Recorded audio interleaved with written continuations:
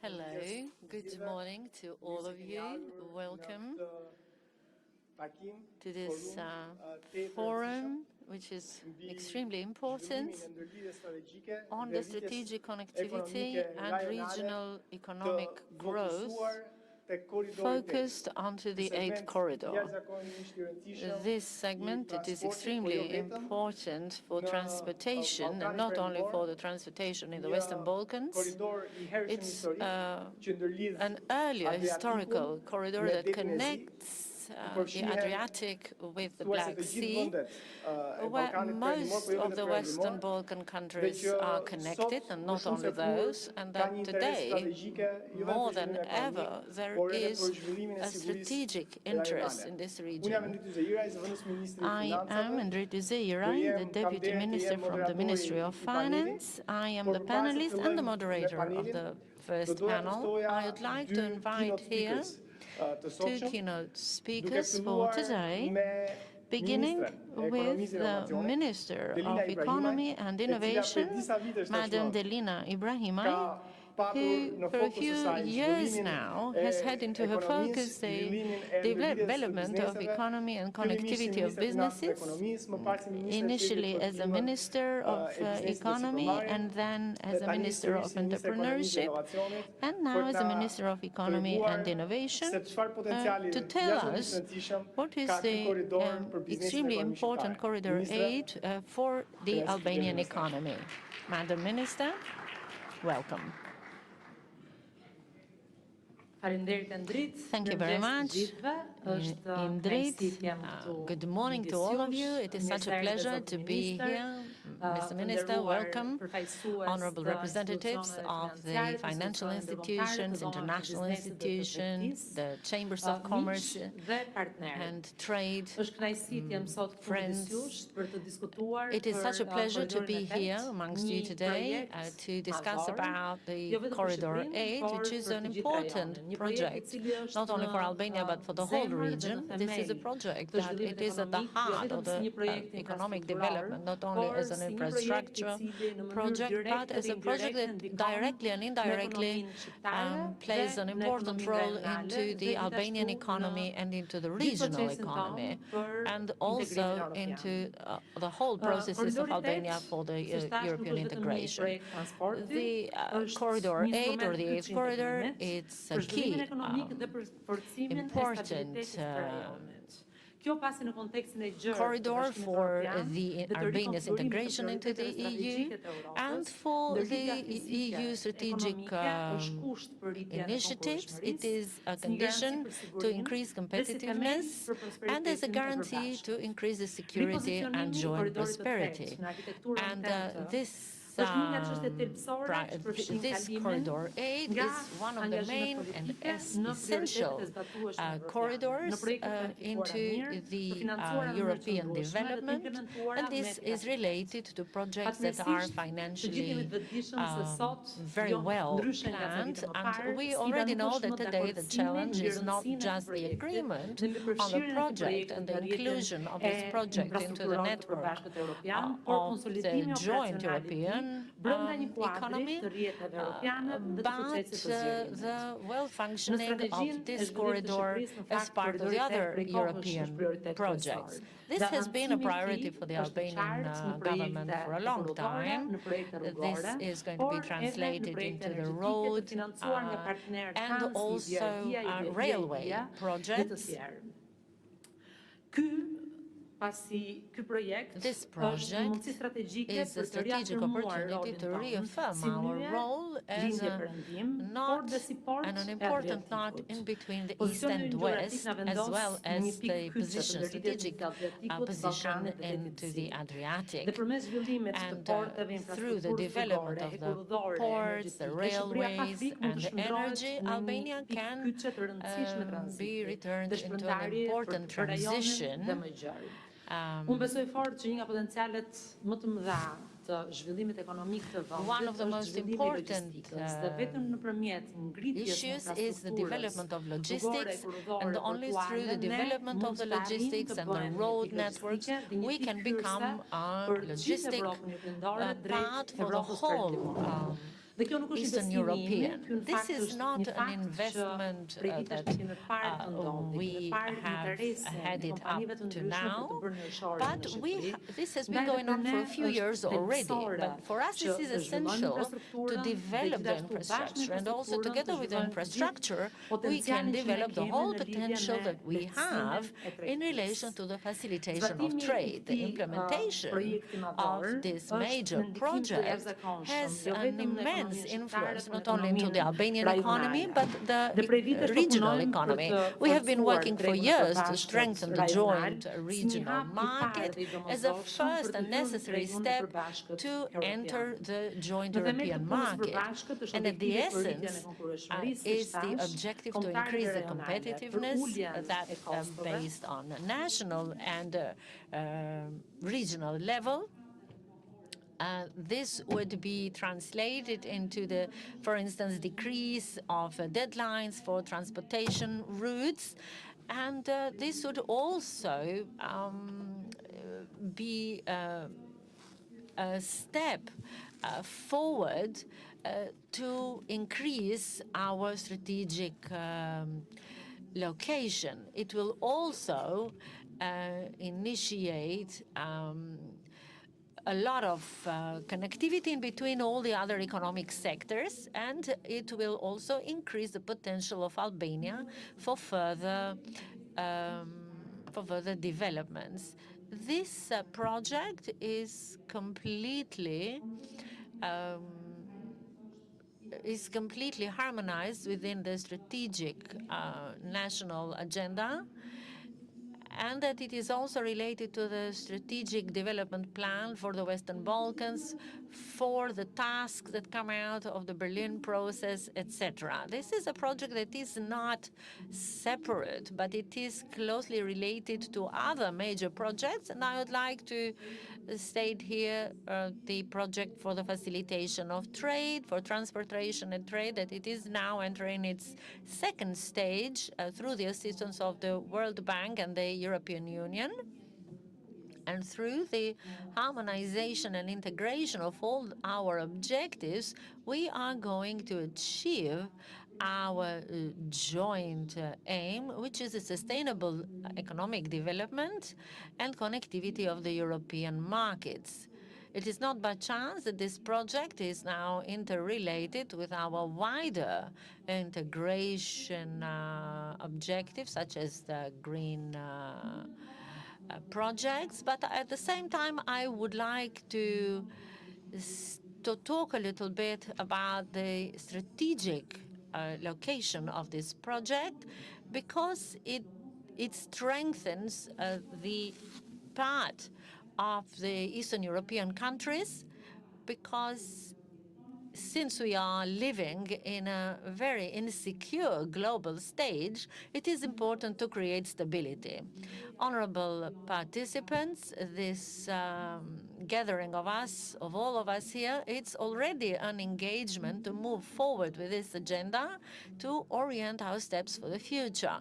And at the end of my speech, I'd like to say that I believe very much that we share the same thoughts in relation to Corridor 8 as a European priority, and the expansion of the European Union in particular, with the positioning of the Republic of Albania as key, and not in the Adriatic, through close interaction and interconnectivity with our strategic partners. I would like to wish that this conference of today can act as a medium for discussions amongst all of us that would create long-term stability for this region. And I would like to thank you for your invitation, and I wish you a lot of success. Thank you very much, Madam Minister, for this presentation that connects the role of not just simply the physical infrastructure of the Corridor 8, but its important impact that will have for the Albanian entrepreneurship into the development of the regional economy. But a physical corridor is not separated by or from the other events that are taking place around it.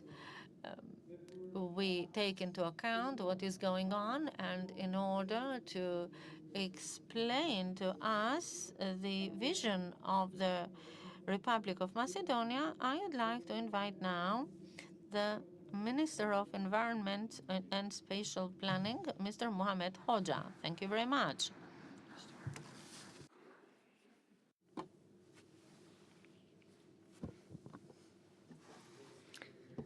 Thank you, Mr. Deputy Minister, Honorable Minister, Deputy Ministers, Ambassadors, representatives of different international organizations, the mayors of municipalities that have come also from Northern Macedonia. They are present. Thank you very much for the invitation that you made to be a keynote speaker in this panel, which is organized in the framework of Economic Forum, focused on Corridor 8, which is very important for all the countries of the region. Dear participants, actually, today we are not speaking only about an infrastructure project. We are speaking about a bridge of cooperation, development, strategic investment for the future of the region and for the security of the region. Corridor 8 represents one of the most important part that connects Adriatic with Northern Sea by connecting the perspectives of the countries of the region. This corridor is not simply a road or a railway line. It is a symbol of integration, development of a safer region, which will go forward towards cooperation and economic development. The Corridor 8 opens new horizons to our economies in the countries of the region. The improvement of infrastructure, it means the decrease of costs of transportation, increase of efficiency, and the higher competition in the businesses. It means more investments, more industrial zones, more modern logistics, and above all, more jobs for all the citizens that live in our countries. Economy is not developed in isolation. It needs connection, open roads, free circulation of ideas and commodities and goods. And Corridor 8 made such a thing a reality. This corridor strengthens the connections among our countries. It makes our cities and capitals coming closer to each other by making them simpler for the business, tourism, and cultural cooperation. Mobility is not only physical one, but it is also economic, social one. The more connected we are, the stronger we become. The more integrated we are, more prepared we are for the European challenges and market. Honored participants, Corridor 8 is a concrete step towards a more European integration of our countries and towards a more cooperative environment for all the countries in the region. But development can be not on to the detriment of the nature. All of us should be responsible for all the infrastructure projects that should meet the higher standards for protection of environment. The investments on railways is a step towards a cleaner environment. Modern planning should minimize the impact on biodiversity and protected areas. Honored participants, a sustainable development means to establish and to construct actually without putting at risk the future of the next generations. Thank you very much, and I wish success to this economic forum. Thank you.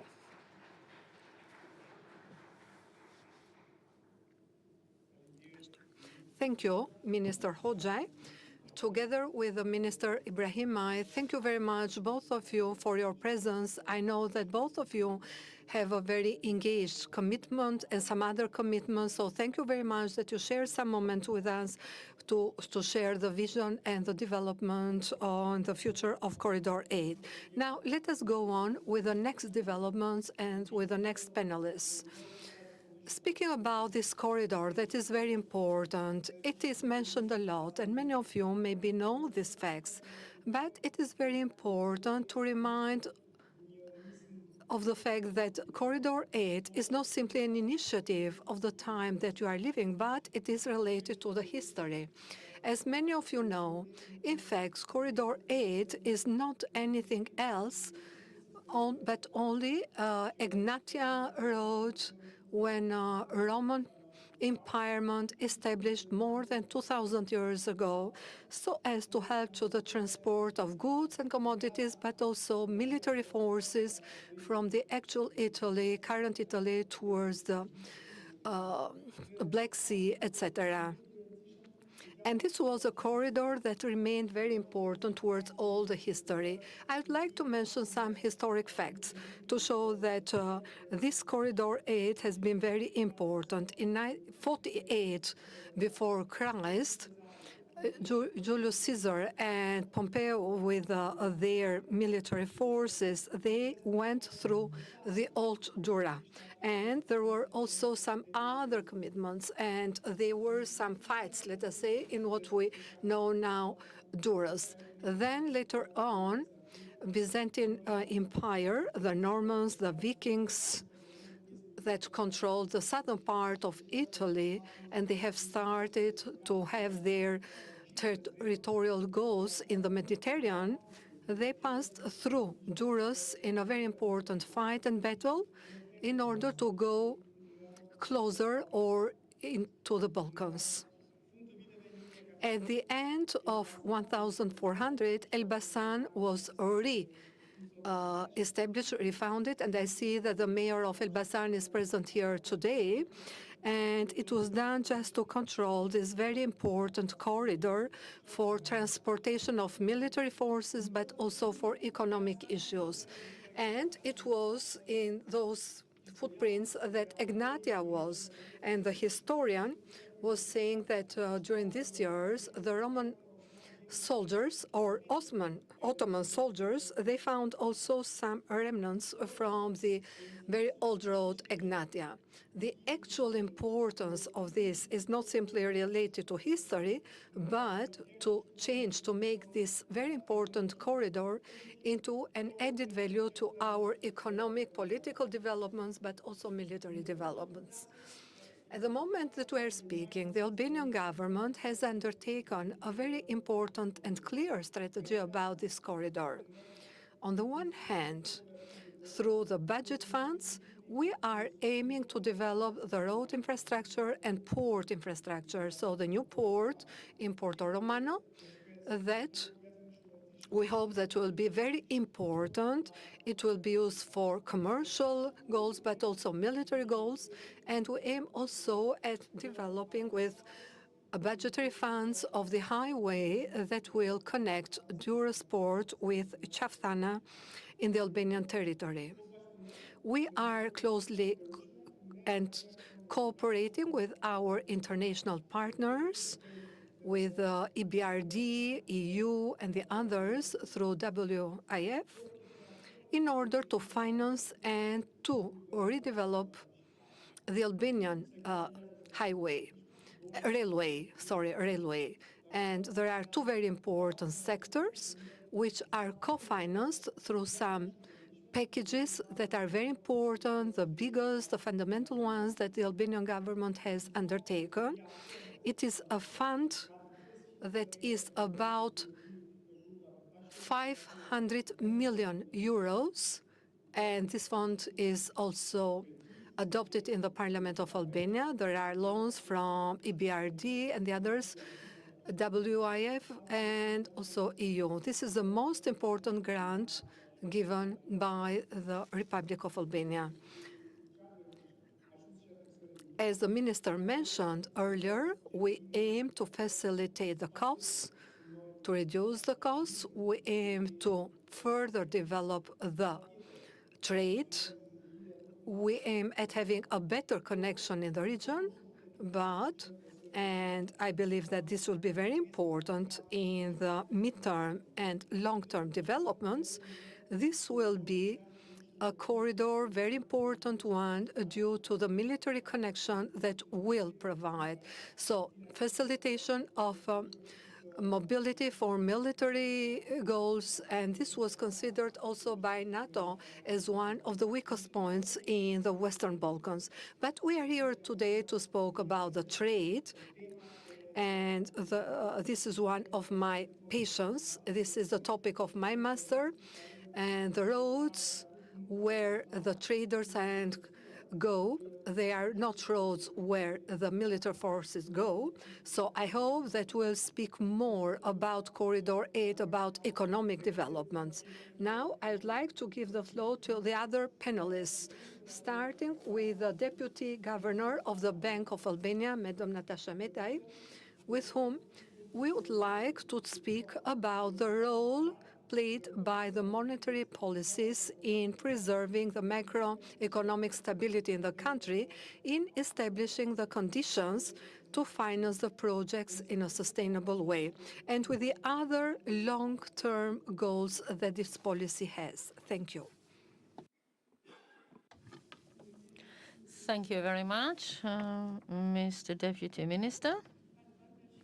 In fact, the Bank of Albania, aside from the stabilizing of prices, we have to say that the monetary policy needs to serve the economic growth. So I would like to begin my very brief speech from the economic perspective for this discussion. The topic of this panel has never been so important as at the present moment, because Albania is at a very important stage of negotiations for the integration into the European Union.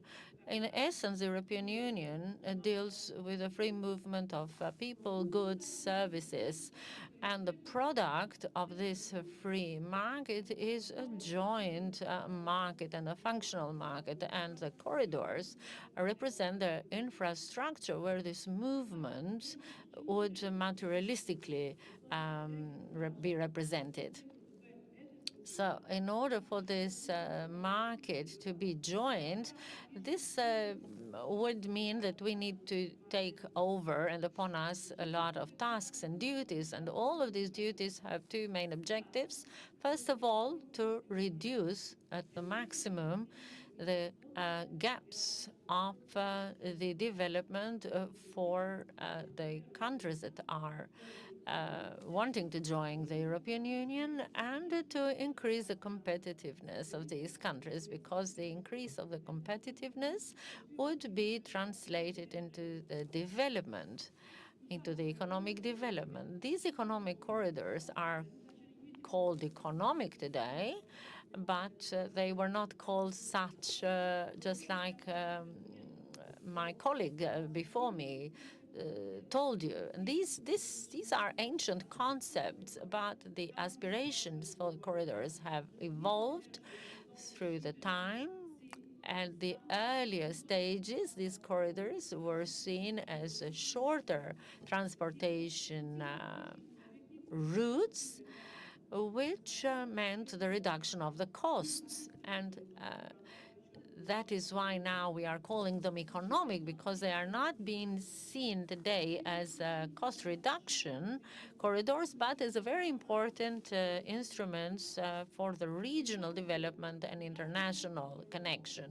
So when we talk about corridors today, we connect to that economic corridor, the word economic, because for it to be called economic corridor, we need to meet some criteria, which means we have to pass from corridor that is simply a transportation route to a development route. And that is why it needs to be seen as not only as a physical connection, but as an exchange of values, corridor. And as such, this corridor represents the strategy of the European Union to connect within itself and with its neighbors. But for Albania and the regional countries, which are going to be affected by Corridor 8, that represents a historical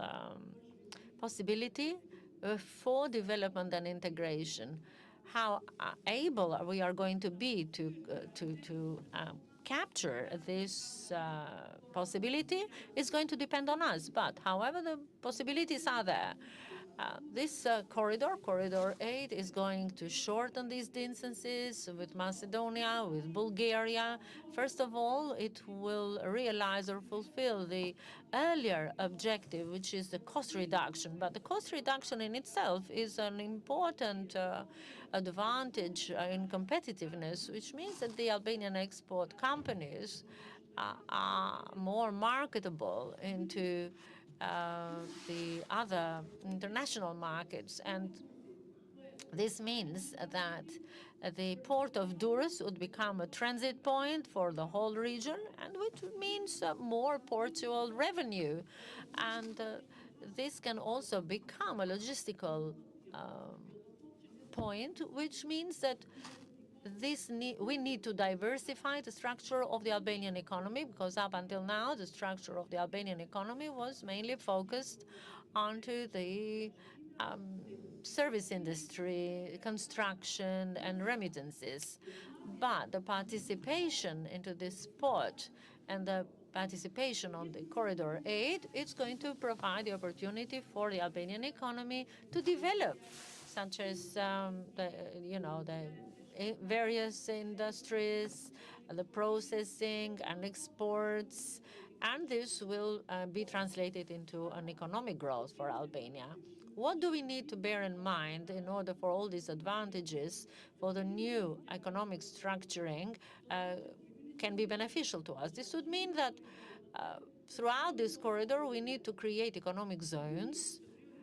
Secondly, we need to create industrial parks, and then to create centers for warehousing, reprocessing, re-exporting. And if we meet this criteria, we are going to be able to fully participate into this joint venture of the region in order for it to be translated in the future into an ecosystem in itself for the economic development of the region, including here the financial sector. Are there other advantages that this diversification of the economic structure brings? Yes, first of all, we cannot talk about the benefits in terms of employment, not only the short-term employment that is related to the building of this corridor, but the long-term employment, because it's going to bring the potential new industries that are going to be established. But there are also other benefits that will accompany this development, such as, for instance, a reduction of inequality in between the various zones in the country, such as the north, the middle of Albania, or the southern Albania, because this will mean that there are going to be more economic opportunities. Another opportunity and advanced benefit would be, for instance, an economic growth in the outskirts, in the countryside, in the remote areas.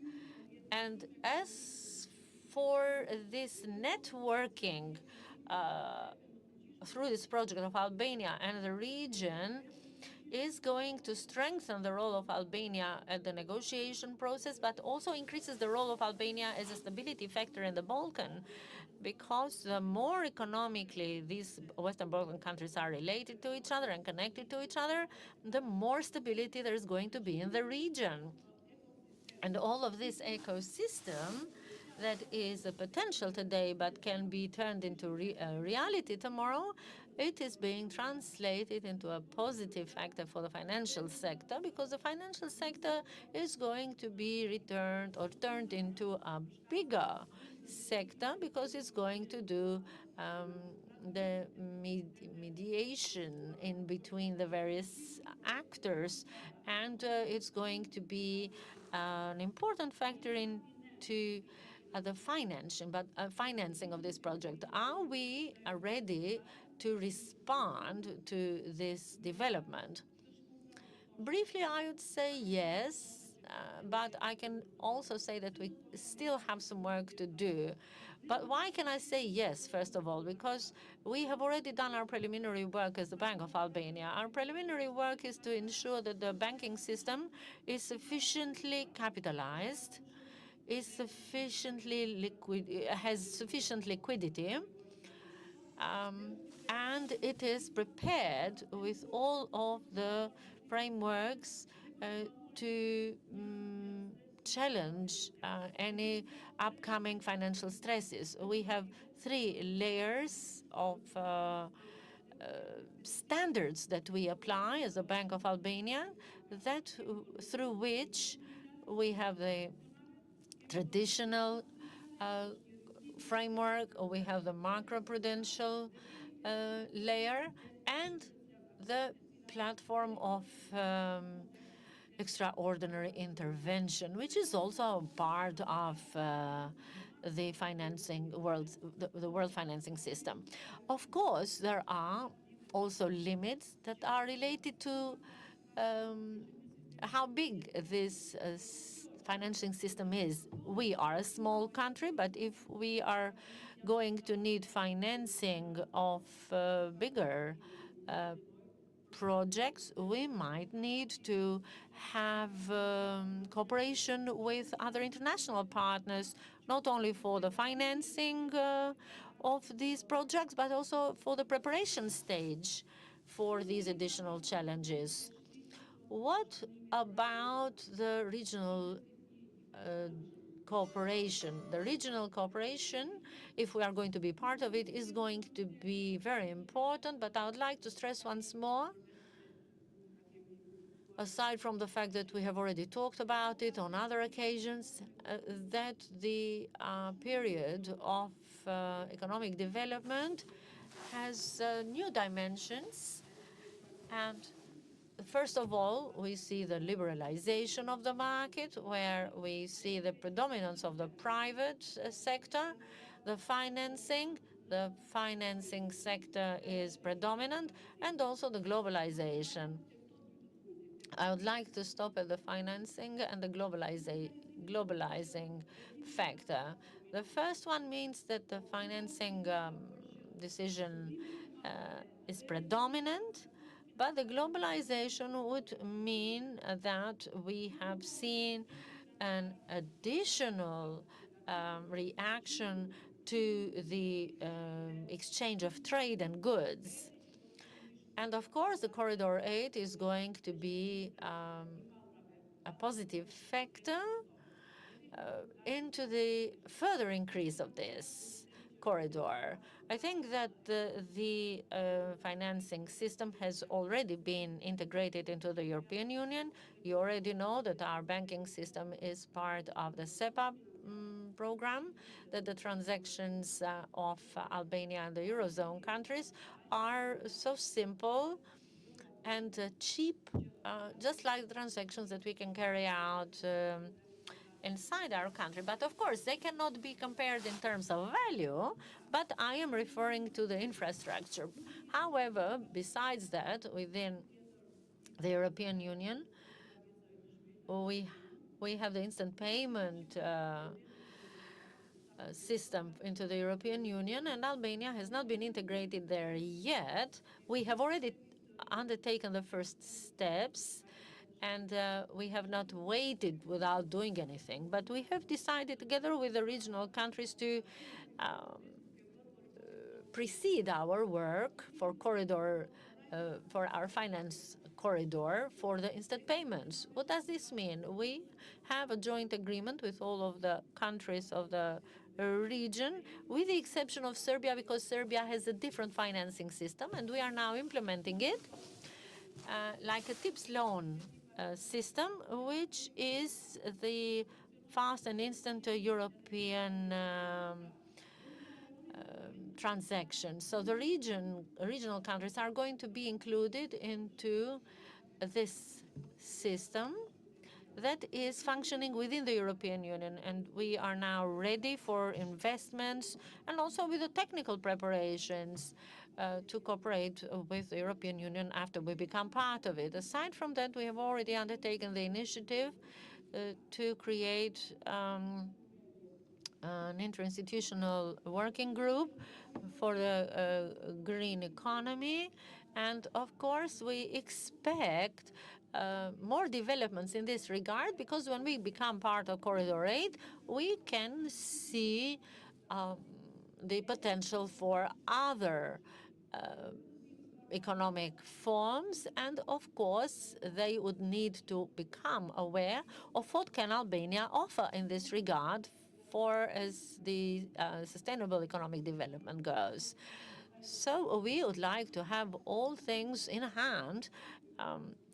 We have undertaken the initiative as the Bank of Albania, together with the representatives of the ministries that are parties in this process, and we are now drafting with the leadership and the assistance of the EBRD, that who have actually agreed to finance this project together with us. And these are very important contributions, integrating contributions that the Bank of Albania has initiated preliminary in order for the financial network not to become a deterrent, but to become a helpful actor into the materialization of the development of the Albanian economy. I'd like to close this discussion by cautioning all of you.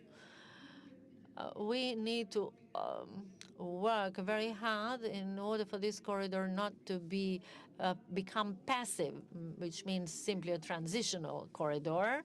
We cannot do that if we do not take into account and if we do not care to raise the level from a physical corridor,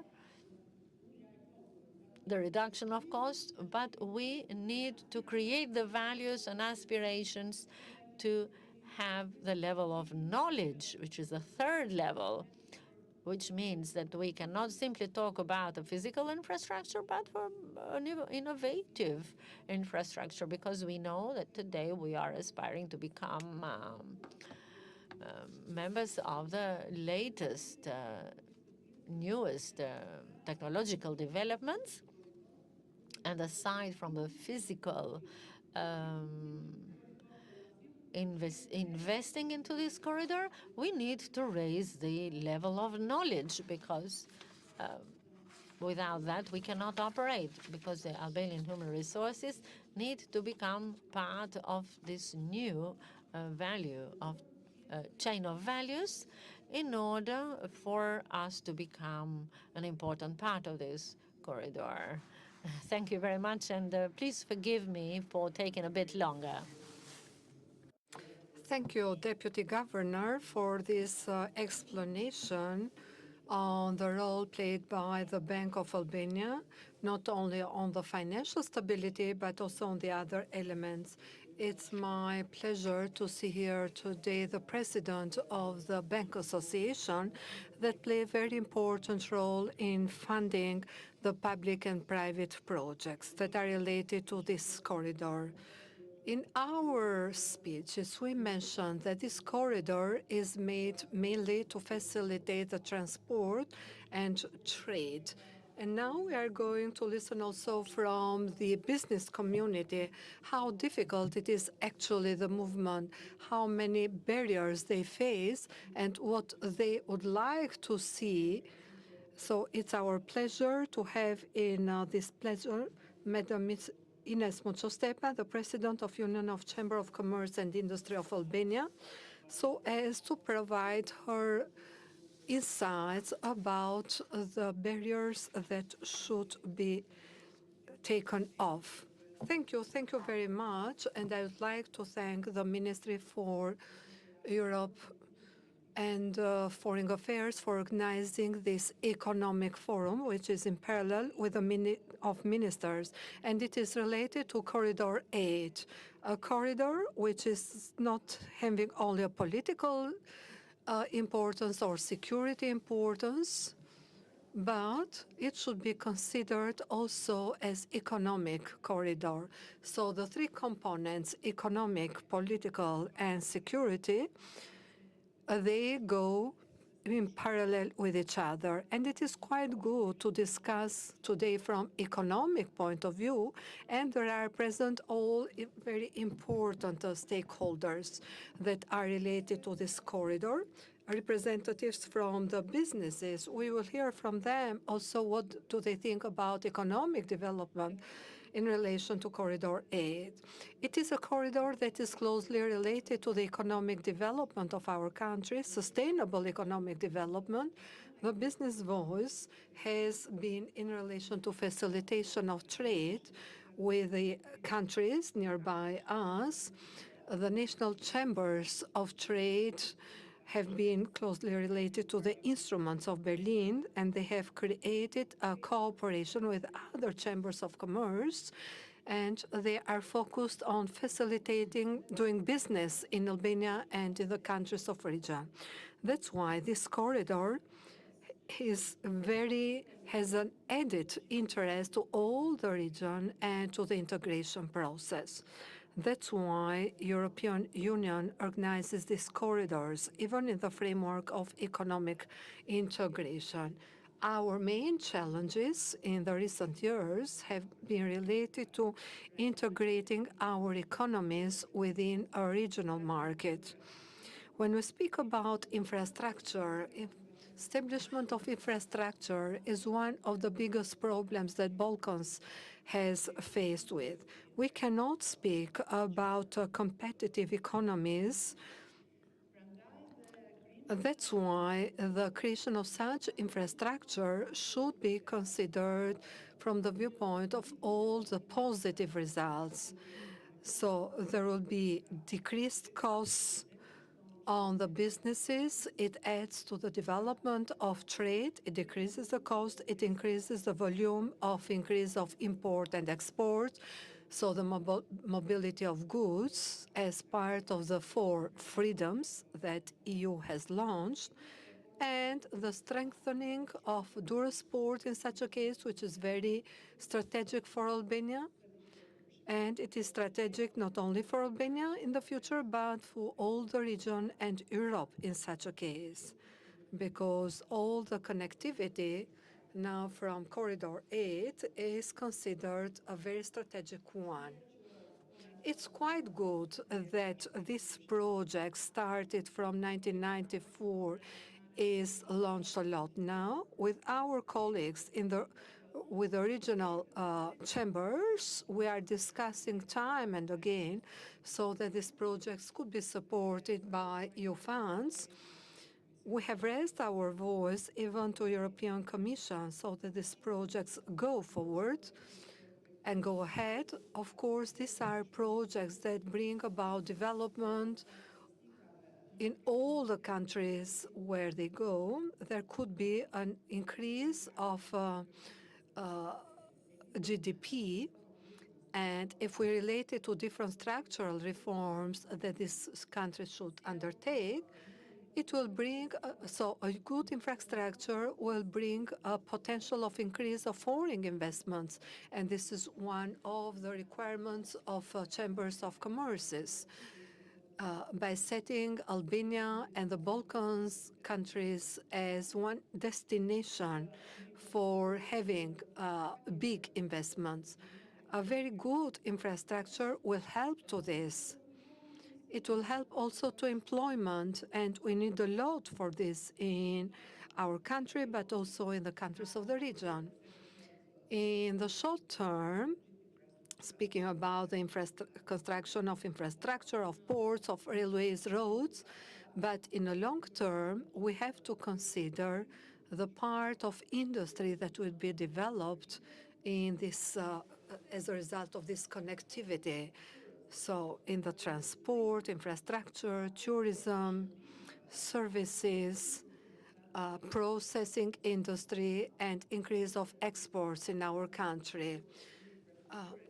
Infrastructure of such level as Corridor 8 will bring about other developments, and the chambers of commerce have a very good work to do in order to have the standards of in our countries approximated to those of EU. So the construction of such infrastructure under the monitoring and guaranteeing the EU standards will bring about very high standards, even in relation to the businesses are requiring. So in the customs, where we still face very important problems, it should be replaced with modern infrastructures, structures that will guarantee one-stop services. There will be substituted the files of letters that the businesses had to submit through the digitalized processes. So I think that it is a very important instrument that we will support. We should not forget that all the political processes related to economic processes should consider the business voice and role. So their implementation is closely related to our work and to the harmonization of the policies with the governments of our countries. So we should not forget that all these development processes should be accompanied with the information that we should provide to the businesses so that they can see the direct opportunities to become part of the processes, to help them to have access to the funds. And these processes and these very important infrastructure projects directly should give benefits to the businesses in our countries. And we, as chambers of commerce, should give direct information to the businesses, but also to monitor the governments about the speed of realizing these processes. Maybe I may have many other things to say, but the time is not so long. So I'll give the floor to my colleagues. Thank you very much, Ines. Thank you very much for mentioning, not only you, but also the minister, about a project that has decreased the number of barriers. So the facilitation of the trade and commerce in the Western Balkans, the first stage, the first phases was conducted in cooperation with the World Bank, and I'd like to thank Massimiliano. Actually, it is mentioned a lot, the increase of GDP up to 3%, and it has been conducted a study or a research about this project, the impact of this project, so as to see if it can be funded or financed. And of course, the conclusion is that it can be financed.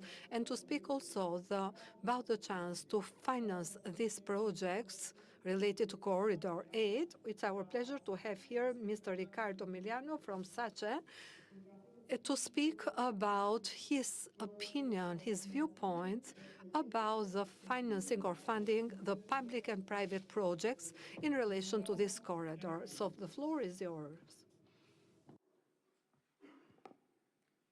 Thank you very much, and good morning.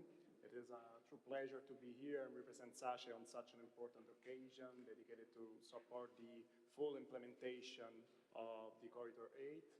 First of all, let me also thank all the authorities intervened today for their effort and their commitment to enhance our cooperation on this very strategic matter.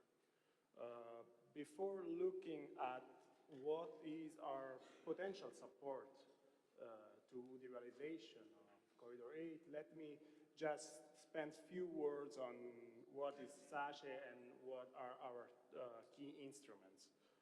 SACE is the export credit agency of Italy that is fully owned by the Ministry of Finance, and its mandate is to support the export and internationalization of Italian companies throughout a wide range of insurance and financial services. By virtue of the Ministry of Finance guarantee on SACE's commitment, SACE plays the role of a multiplier of resources by leveraging public resources to mobilize private capital. Just to give you an extent of our support to the national economy, in 2025, SACE has mobilized over 50 billion in support to export and internationalization of Italian companies in key priority markets, mostly outlined by the Plan of Action for Italian Export delivered by the Italian Ministry of Foreign Affairs.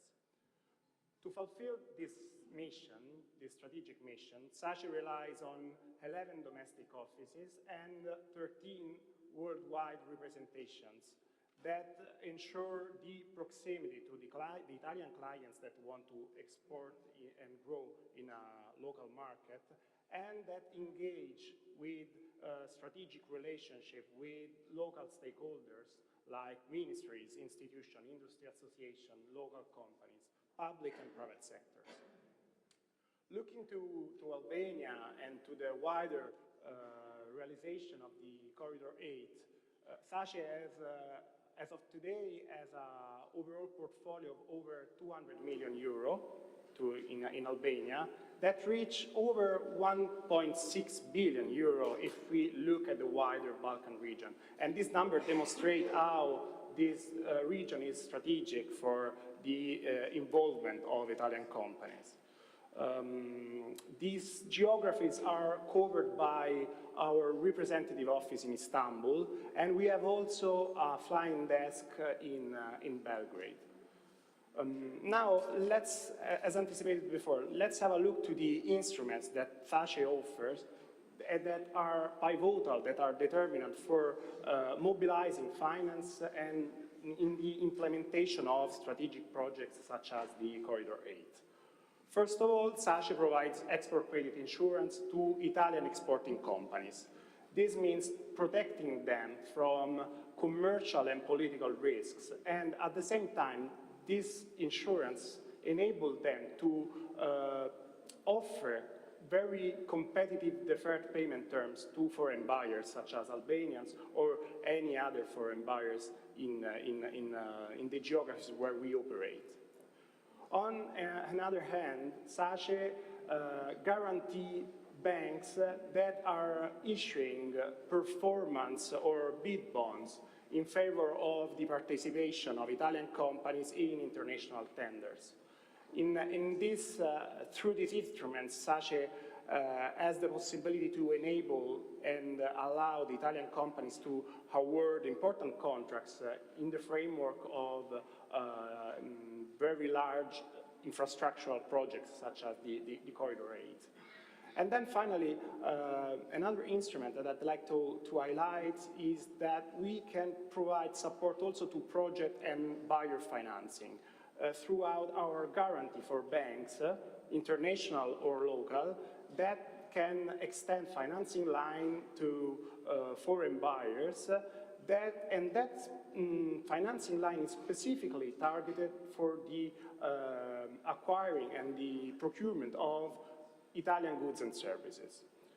Now, these instruments demonstrate how SACE is a facilitator, in some cases also an enabling factor for the Italian export to happen. And I'm glad also to recall some examples in which we have supported some part of the Corridor 8.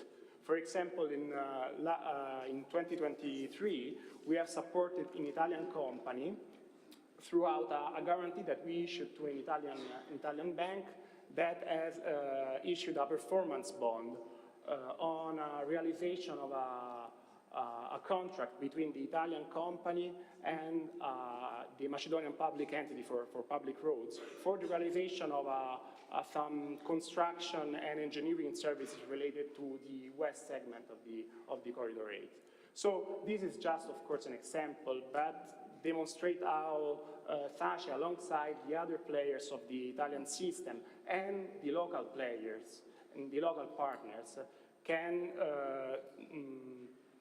transform opportunities, commercial and strategic opportunities, into concrete and long-lasting results. So I'm available here for any further conversation on SACE, and thank you very much for the opportunity to speak. Grazie Riccardo. Foli settori public. We had the public sector, we had the financing people who've already spoken, and we are going to put our attention to the people who actually develop these projects that are connected to Corridor 8. We can say that we can start now with a very important factor for these extraordinary benefits that we expect from Corridor 8, which is the development of infrastructure, but also of the digital knowledge. Not too far from where the new Porto Romano port is going to take place, we have another important project of Albania, which is the Durana Technological Park, which is connected to the wider aspect of Corridor 8. And in order to talk to us about this very important project, not only about the Albanian investments, I am happy to have here Madam Florenza Hagi, who is the CEO of the Durana Tech Park.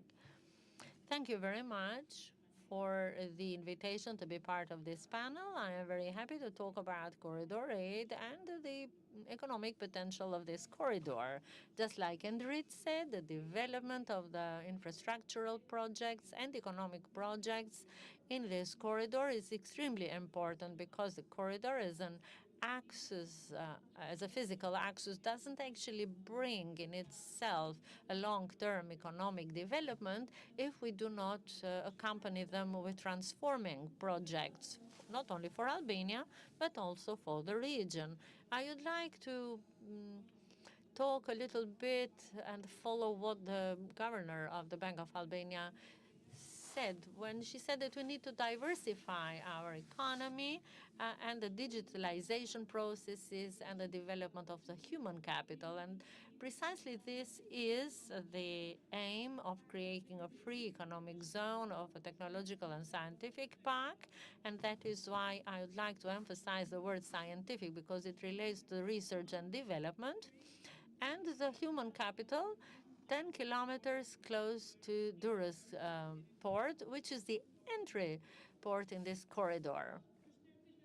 It is important to emphasize here that Durana Tech Park was a vision of the Albanian economy for a long time, and finally we managed to fulfill it through a fiscal framework and a legal framework that was adopted in 2022, together with all the sub-legal acts from 2022 to 2025.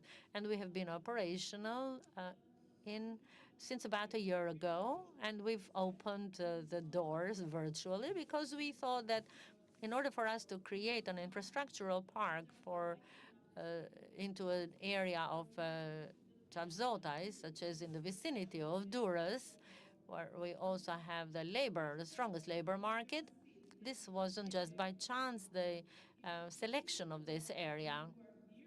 It was very well thought to create such a park, which would be turned after its construction into a technological city, an innovation technological hub for Albania, and not only for Albania, but that could be used from the region.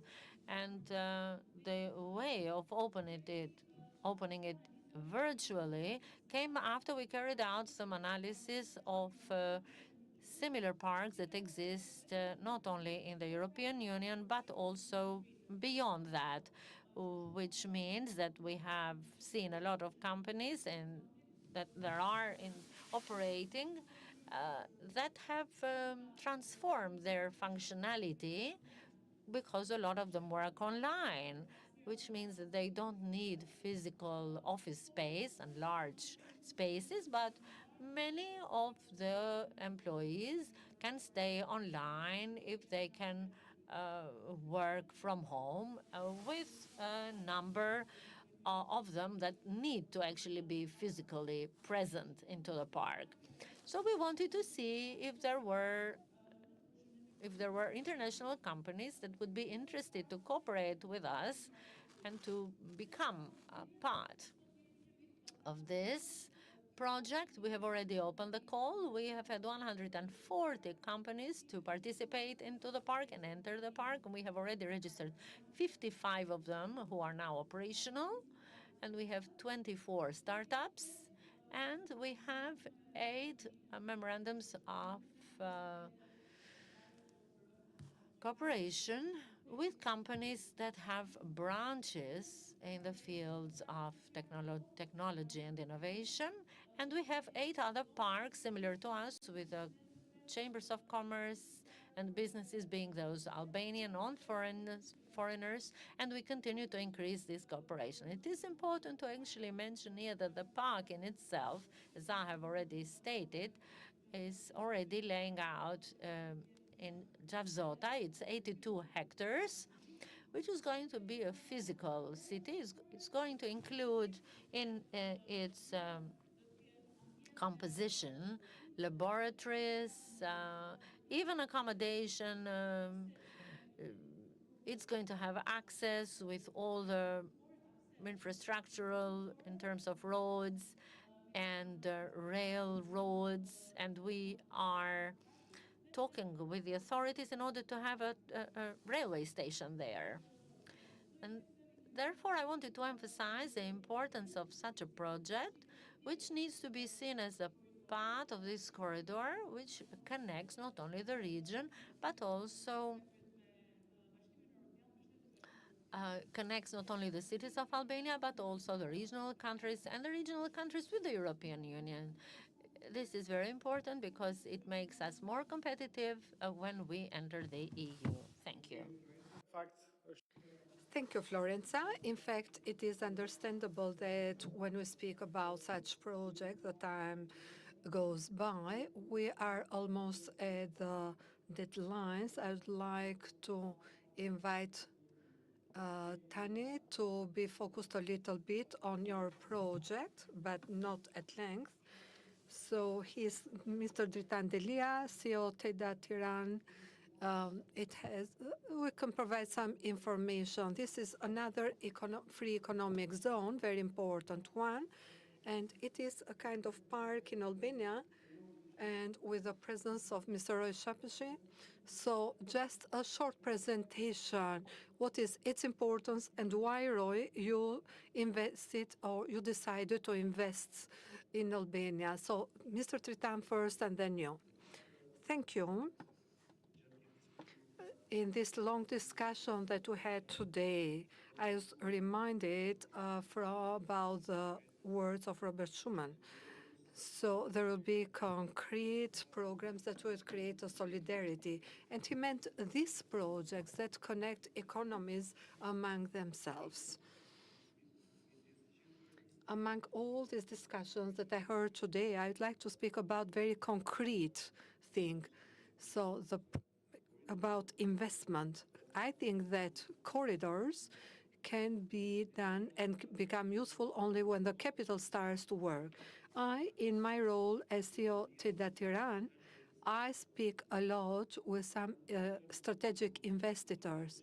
Of course, they need the infrastructure, but not only that, they need also the quickness, speed in decision-making and the others, and immediate connection with the market. We think that Albania has an advantage that all the regions should work, that is the green energy. We have the renewable energy basis, and this corridor is not only a corridor of transport, but industrial corridor with the low carbon.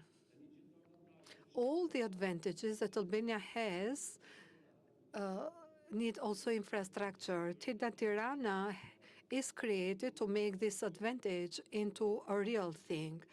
We have a dedicated staff. We have also institutional coordination based on the law. Geographic position is very important. That is close to Tirana, close to Durrësport and international airport. TEDA Tirana for us is not simply an administrative task, but it is a responsibility to establish responsibility and confidentiality and trust from the others. If this 8th corridor guarantees security, investment can guarantee the long-term strategy, and the region becomes stronger geopolitically, but also economically. And at the end of the day, this 8th corridor will be measured because of the investments. And as a CEO of this free economic zone, I think that this is the right moment to make this vision into and to translate this vision into the concrete things. Thank you. And then Roy can mention more why he has chosen us. So first of all, thank you very much. It's a great pleasure to be here. We have been looking for quite a bit to implement a data center in the region. And when we have started with that fact about 4 years ago, and we reached to TEDA Tirana, we actually identify where the vision becomes into reality. Now I'm hearing this very important panel and discussion, and I must say that this is an historic moment. I mean, this is a crossroad that Corridor 8 is not longer as a project of concrete and railway. I think it's becoming the backbone of the new Europe. And this backbone must have very strong resilience and must have the most advanced technology that will be able to provide all the things that has been mentioned here by all of the participants actually to be happened. I think that the data center of the future, specifically ours, is going to become a hybrid data center that will serve all the neighbor countries, all the members of Corridor 8. We are not talking only about the current technology, words that you are all familiar, such as AI and so on. We are already talking about bringing the future, what is right now the most excited element that can support and make sure that Corridor 8 and Albania specific will actually meet with the future requirement and the current presence demand. Quantum computing, encrypting, cryptocurrency, and so many other elements, cybersecurity, and the most important thing, becoming a hub for all the regional countries and storage in it and use it in the most appropriate way. I completely agree that I think that it will be more just than, for us, not only a financial investment. We are bringing the technology that I said earlier, all the intelligence and innovation that will define what is going to come in the next decades. And those are very important. For us, we see this project of establishing a 100 mega data center here in Albania as a first step of something that is going to be bigger than that in the very near future. I believe that together we are all a part of a huge revelation that is going to impact all the brain drain that is coming right now inside of Albania, is going to keep the youngsters in this region, but very most important, we will build a future that is not only to bring us into safer, it will bring us to safer, smarter, more than ever. And for us, it is most important investment to bring it over to Albania and to be a part of this leading country in the Balkan region. Thank you, Roy, for closing with such a message, which is very important. And now, at the end, I would like to say that the goal of all these projects is what you mentioned, having the human capital here in Albania, in the region too, but not only by force, but by having these novelties and innovations so that they can bring here all their knowledge. I would like to thank all the audience, all the panelists, and I would like to wish you all good proceedings in the conference. Thank you very much.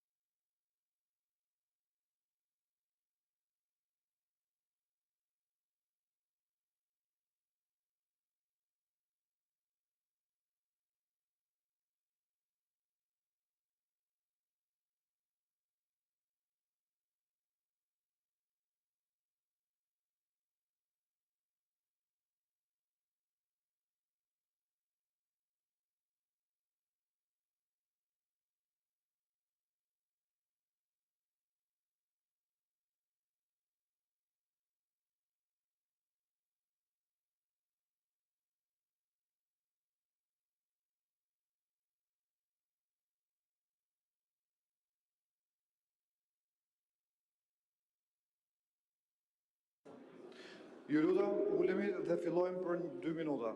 Faleminderit. Please, if you can sit down because we are going to start in 2 minutes. Thank you.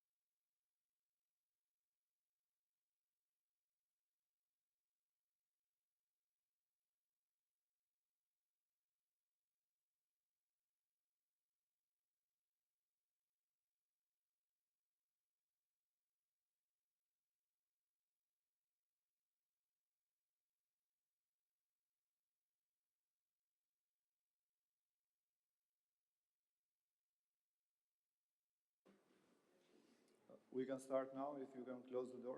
Thank you.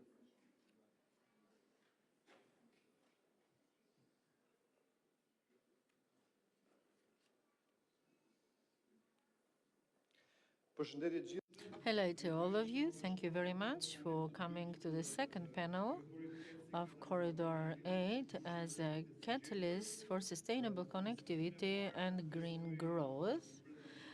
During the first panel, I believe that some of the most important elements of the political and strategic aspect of this corridor were presented. And in the second panel, we would like to talk about the current benefits and some issues that are related to the sector that is going to always produce development. We are going to analyze how this infrastructure, a multimodal infrastructure, is going to contribute into the green agenda of the European Union.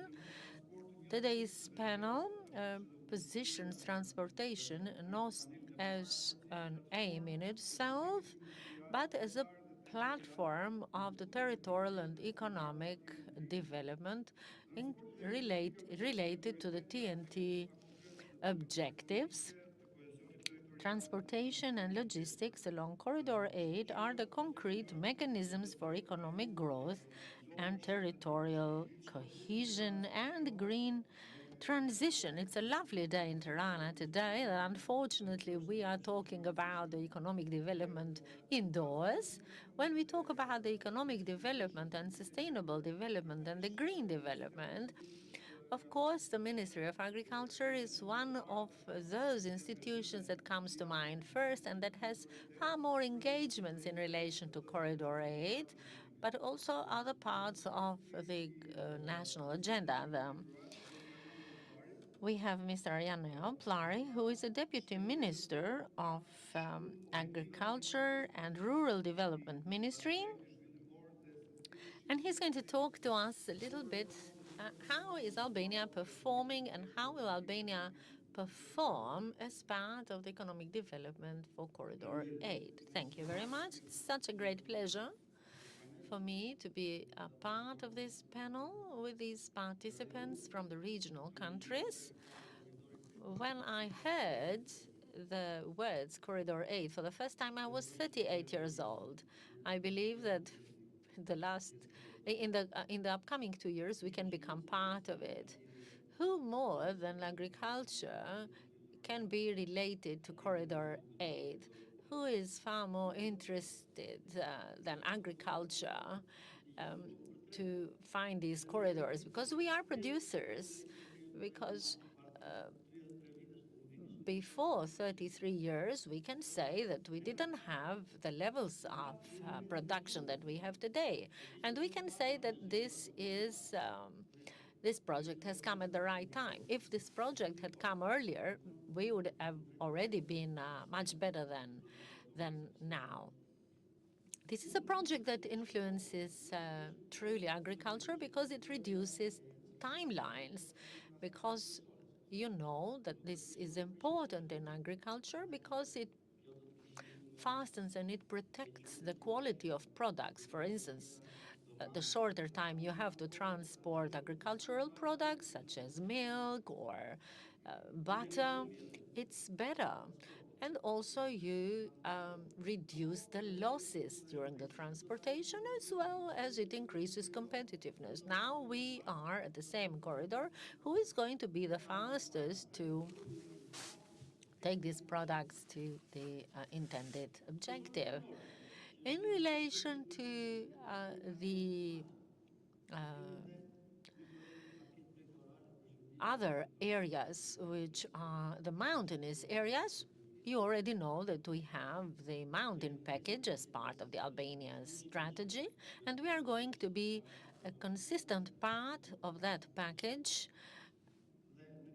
In this respect, the access to infrastructure is a very important and key condition, not only for the formalization of the production, because if you are going to find a possibility or opportunity to become closer to the road, you would trade faster, and you need to be formal, because if you are not formal, you cannot enter the market. And also, it's important because of the integration in the chain of supply, because you cannot be part of this market without being formal, because another enterprise will get there first. And the third point is the development of the agro-tourism and the processing of the local produce. We know that already these roads cross the mountains, and the agro-tourism centers are going to be into these mountains, such as, for instance, the particular areas that have particular products that can be directly sold, even though they can be part of this corridor. Mr. Deputy Minister, let's have a discussion here. Aside from this vision and objective that I know that your ministry knows and knows the importance, you know that the competitiveness is going to be increased. Do you know that our agricultural economy are all the parts of this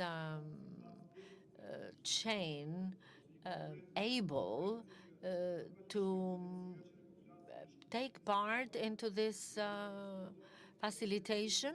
Are our producers going to be able to participate? Or because, of course, we are going to go faster to the others, but also the others can come to us faster. So how ready are we in this regard? Yes, there are three major factors. The first factor is the climate conditions.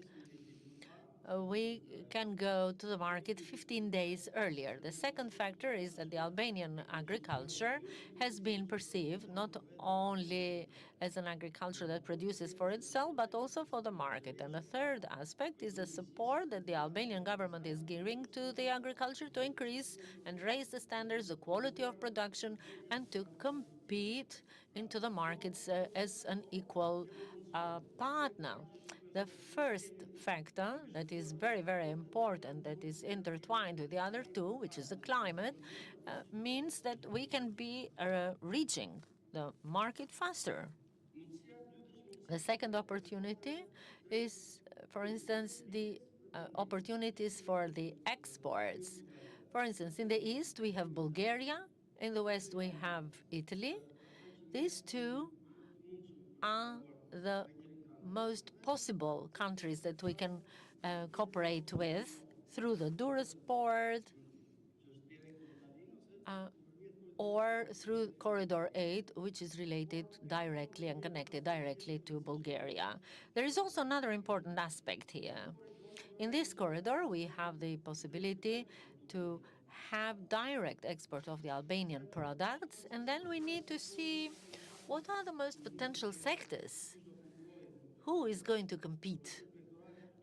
The animal products, and we have already started processing them, but the objective of the Albanian government in this 4-year period is to support the agro-processing of the agricultural products. Also, medicinal plants are a real opportunity, and we are one of the first countries that exports more medicinal and aromatic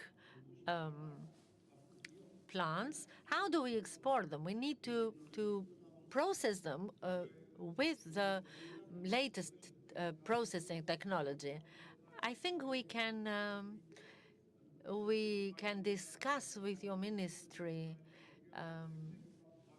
in detail with you, but we can also ask other members of the panel. First of all, we would like to give the floor to Davide Rogai, and I wanted to say that the Italian products have come lately to Albania, but what are your challenges as part of this major infrastructure project such as Corridor 8, or where do you need to intervene in order to facilitate the project? Or maybe if we can have some districts that can be created in order to facilitate this process for Corridor 8. We can now move to industry away from agriculture. Okay, thank you. Wait for the translation. Let's have, first of all, a backwards and an explanation about what is Confindustria Albania a little bit, because sometimes there is a misunderstanding, and we have to clarify that Confindustria Albania is a branch of Confindustria Italia, and what is Confindustria Italia is the most relevant association of entrepreneurs in Italy that obviously cover all the national territory, and when there is the opportunity of supporting business in important countries like Albania, they develop a branch office. So Confindustria Albania is actually an internationalization project of Confindustria. And Confindustria Albania is part of a more complex federation of associations that is Confindustria East Europe. The before was Confindustria Balkans, the first name. So that there are two signs of the importance of this territory and this area, more general, for the Italian business. So answering to you, what is interesting for us, it's infrastructure development. And in the panel before, we listened to a lot of different infrastructure, and the Corridor 8 is the main element, no? That actually the logistics and having delivering products and moving products and services, it's a very important element in competitiveness, as the Deputy Ministers stated before. And I want to state that as a community of entrepreneurs, we represent almost 200 associated industries, with a total of 15,000 employees and more than 200 billions of overall turnover. So we, if we work better with this corridor, we gain value. We are more competitive. It's also a value for the country, because we have some of our associates that are staying here, are doing business here since the 90s, and the association itself is just 10 years old. So this year is the anniversary of the 10 years old. But 85% of our associates are coming from Italian capital and Italian governance. So just to have make very clear how important is Albania for Italy, and not because it's close, but because it's close culturally speaking, but it is actually a breakthrough to a lot of areas that are the Corridor 8 will speed up again. So what I want to say that for us, for our entrepreneurs, I want to do this metaphor. Having the corridor, it's like to give an opportunity to some companies and the small, medium enterprise that typically are at the DNA of Italian company, to have the opportunity to excel, so to go after. It's like a metaphor, just to be a little bit romantic of this period. You have to compare a Winter Olympics athlete with respect to a football player, no? You have a lot of franchise in football that are very famous, that have no need for infrastructure. They create infrastructure for themselves. But there are a lot of athletes that for them the Olympics is the only chance to come out and to be, look for everyone else and to be famous for at least a week. And it's totally different, the approach. So what we expect from the infrastructure in Albania is to have the opportunity of our athlete to go outside and shine as they could. Let's hope. Yes, but I would like to be focused again, because when we were discussing with all the importance that you provide to Albania, Corridor 8 is going beyond Albania. There is Northern Macedonia, Bulgaria, and in this context, I'd like to know, why do you think that by creating some industrial zones, they will help these companies to connect to each other and to advance, not only in case of Albania, because you may say that in Albania, with Albania, such a thing did exist, but there are a group of companies with the Northern Macedonia. They will have some chances to connect with the others and to progress with this project, but also the other projects. Absolutely, thank you for insisting on that part, because the Italian model is obviously an industry that usually is manufacturing and transforming raw material, and with the design skills provide excellent products. So on every industry there is behind a value chain and a supply chain. So for us the model is to open up all this area with Corridor 8. It means creating connection among different stakeholders that work together in an excellence value chain. So speeding up the connection, and this would be broad sense, not only with logistics, but also with digital infrastructures and also with energy and sustainability infrastructure as well. So we can provide the most efficient value chain and to give more opportunity to spread up the area where the Italian companies are already competing in this country. So moving outside the country, but also in some area of this country that now is not very, effective to be inside. So basically. We have to consider that when we speak about Corridor 8, this is not a project comprising some small projects separated from each other. We have to see a kind of overview of all this. That's why I was insisting on this idea of a better cooperation among the businesses that can come from different industries. In Corridor 8, that it seems a little bit as an old project, so it's a long time now going on, the new perspective in the last years has redimensioned the role of the concrete beneficiary, and that are the concrete municipalities in Albania or in other countries where this corridor goes by. We are very happy that today we do have here representatives from municipalities. We have here Deputy Mayor from Durrës, Mr. Gentian Kalmi. In his position, or in our discussion, he comes also because of strategic reason. So the value of Durrës Port as part of this project. So I would like to know which is the perspective of Durrës municipality or Durrës development, even in the context of green development, not only as a new perspective, but also as a new focus that Durrës is getting as a strategic thing. And Genti, first I would like to thank representatives from municipalities, from Elbasani and other municipalities, and they have joined to this forum today because they are direct contributors. In some reports that I was reading, for example, from Elbasani municipality, maybe this municipality should have more focus on the future projects, because it seems as if Tirana and Vlora were benefiting more from the applications in this project. So, Mr. Deputy Mayor, the floor is yours. Thank you very much, Rubin. Thank you very much for this invitation to take part in this very important forum.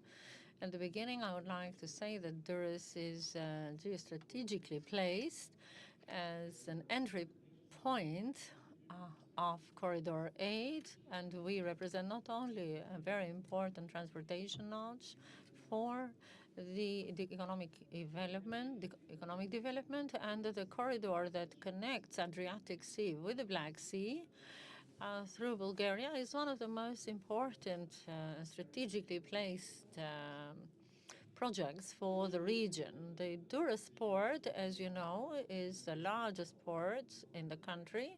It processes the largest volume of goods.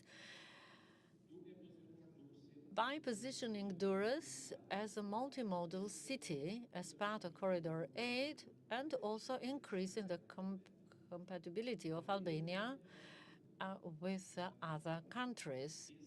In relation to the Green Deal, I would like to say that the infrastructural development cannot be separated by the climate developments, and we deal with the reduction of CO2 and the increase of efficiency to the energy. As part of this, Corridor 8 can evolve into a green corridor maybe in the future.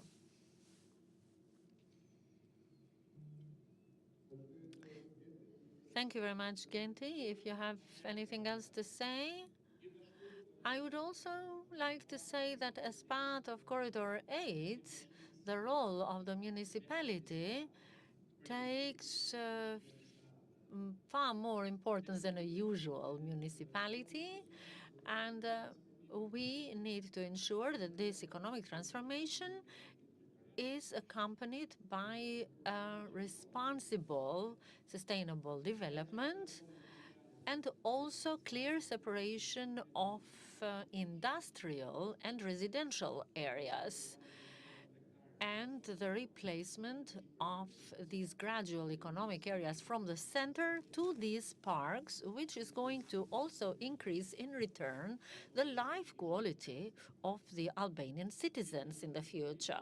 Also, at the very end, I would like to say that Corridor 8 is more than just transportation access, because Durrës is not just the entry point, but the engine of the economic development of Albania. And therefore, we are very responsible in the work that we do towards our citizens. Thank you very much, Genti. Perhaps we will talk to you a bit more if you have any projects that you are developing aside from Corridor 8 projects, but that could actually serve this project. But I will do that question a bit later on. Now I would like to give the floor to Mr. Gabriele Alessandrello. Genti already talked about the work of the Durrës port and the infrastructural developments. We have the Todini Costruzioni Generali, which is a very experienced company that has seen Corridor 8 as a very large project that can contribute in a few dimensions, especially when it comes to the infrastructure and the connection with the data. I would like to be asking a question, and I'm very curious as to how you can contribute into this project through the redimensioning of the data. How can you represent the data? How this company Todini, can contribute to this project? I'm here to represent Todini Group here, and our vision of the Pan-European Corridor 8 for Albania and all the infrastructure and the energy development that it could be apport to the economy of Albania. We know that Albania is and the Corridor 8 is the bridge between the Black Sea and the Adriatic. So for us it's too important develop and is an opportunity of real economy to improve in Albania. We have seen also that the economy is booming in Albania, growing up with a big boom. So our effort here is to improve this boom, and our group has more than 17 years of experience and about 100 projects in 4 continents in the world. So we are expertised in transport, in ports, in data transports and energy. The opportunity that is given to us with the Corridor 8 is to develop a new model of infrastructure, because we join, the data with the infrastructure, with the digital model that could effort a series of optimization of the infrastructure, like the design, the real-time monitoring, the life cycle management of the infrastructure, the efficiency, energy, and the risk mitigation. So we want to create something that is really new and give to the opportunity of a Corridor 8 value that goes up the traditional infrastructure and something that could be remembered in the future. So with the Europe vision, we could be a strategic company that could give to the Albania and to the Europe a new opportunity to join the Europe with the area of the Balkans. So our interest is overall concentrated in the infrastructure and energy, because the energy and the data is fundamental for the infrastructure today. So we have the skill and we have the necessary know-how to develop everything that the country needs to arrive to a new level of development. So we are glad for the opportunity to be here, and we give all our support to be a strategic partner for the country. Thank you.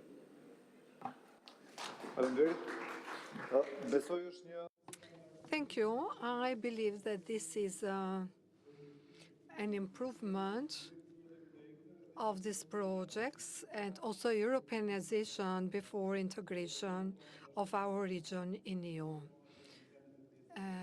those countries that are not yet part of EU. Now, to go on with that part of rural development and sustainable development, and to advance a little bit more with some projects that maybe the Deputy Minister has, I would like now to give the floor to Ms. Ardita Kuci, General Director of EGBR, to focus which are the main goals of your institution, but also what is kind of promotion that you do to the entrepreneurs in agriculture so as to become part of your successful projects. Thank you very much for your invitation. Our agency is an agency that implements the projects by state budget, from state budget, but EU. So it is an agency that provides grants to the farmers in the direct form, through direct payments, but what is very important that is related also to Corridor 8, there are the grants that are offered for modernization of the agricultural farms. In this aspect, we have had continuous support from the Albanian budget, state budget, but at the same time, we have reached new standards through the support of EPART program, that is an instrument for pre-integration, pre-adhesion into EU in the area of agriculture and rural development.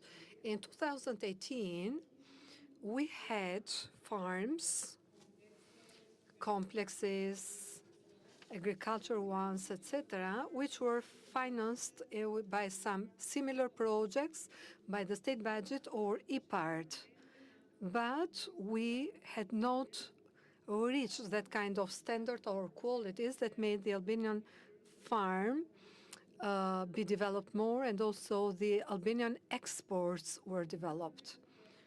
There are about 500 projects financed by EPART 2 in Albania. This is a considerable number of projects in the three measures, from the investments into firm agro-processing, that is very important, and there has been a boom of the products and reaching the EU standards and the exports towards the EU. This was as a result of the support to agro-processing, storage of these agricultural products, and sending them to EU markets. So we have made the initial things, and now it is not a problem for us, because we had gone through all these phases, and we know quite well what does it mean, rural development in the EU concept. Of course, with the opening of EPART 3 program, we'll have bigger funds, and we will continue to finance these projects. But at the moment that Albania becomes EU member, of course, the funds will be higher compared to what we have now for 7 years. Maybe what we have actually for some years, for 7 years, will be doubled or 3 times more within 1 year when we'll be EU country. Access to finance, in our opinion, viewpoint, is not anymore a problem, because there are some financial instruments for the farmers so as to make them benefit from these instruments. Apart from the grants, there is a crediting line from Bank of Albania assisting the agricultural sector so they can have loans in the second-level banks with low interest rate, and it is 2%, and it covers 70% of collateral for all those farmers who are not able to have this collateral. We know that this is a problem. That's why the Albanian government has facilitated this process. There are not only grants available, but there are also 250 million euros loans made available by Bank of Albania and supported by sovereignty assurance. Of course, this is a direct support to the farmers with the establishment of new systems in our way towards EU integration, and the Chapter 11, which is very important for Albania negotiation process, with the establishment of systems and accreditation of the agency as a payment agency, according or in compliance with EU standards, will make possible that the payments for farmers will be higher compared to now. What there is a need, actually, is that the farmers, not only the farmers, but also agricultural companies, could have better projects and apply so that they can benefit. So the funds are there. What we need to support, and this cannot be done only through an institution. That's why municipalities are very important, and it's quite good that the municipalities are present today in this activity. We have discussed with them, and now we are preparing the first models of the cooperation with the municipalities. The municipalities, together with agricultural entrepreneurs in their areas, are those that are connected and they can receive the funds. And the municipality becomes a guarantee for these agricultural companies or entrepreneurship. As we are speaking about Corridor 8, transport is, for the farmer, transport is very important. That dictates the market. For a rural farmer, the cost of the transport, etc. Yes, you mentioned it, quite right, and the deputy minister mentioned it, that the decrease of the time of transport because of this development will have its impact on all the market. And I believe that, and I hope that with all the funds that you have, should have more applications. Maybe you should also intervene to the municipalities so as they can help the entrepreneurs how to prepare successful applications. Yes, we do this. Of course, we cannot speak about every detail or each detail. Now, to understand how maybe another country it is this big project of Corridor 8 has impacted, we have here present Mr. Valbon Limani, the mayor of Gostivar in North Macedonia, and we'll speak about the situation in your municipality and what the Republic of North Macedonia has done, and especially in developing the community at your municipality area. The concrete beneficiaries are the citizens of these municipalities. Thank you very much for the invitation.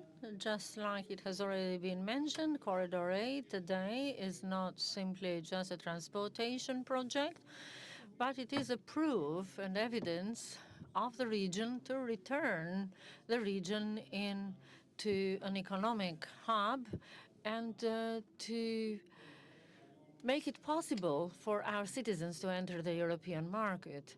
This is a project that passes by Gostivar, and there has been quite a progress in our municipality in relation to the building work and the construction work. And for us as a municipality, this means that there is a benefit, but also there is a direct responsibility that is related to this project, because every administrative decision that is taken, be that in the regional level or in the European level, directly impacts the life of our citizens.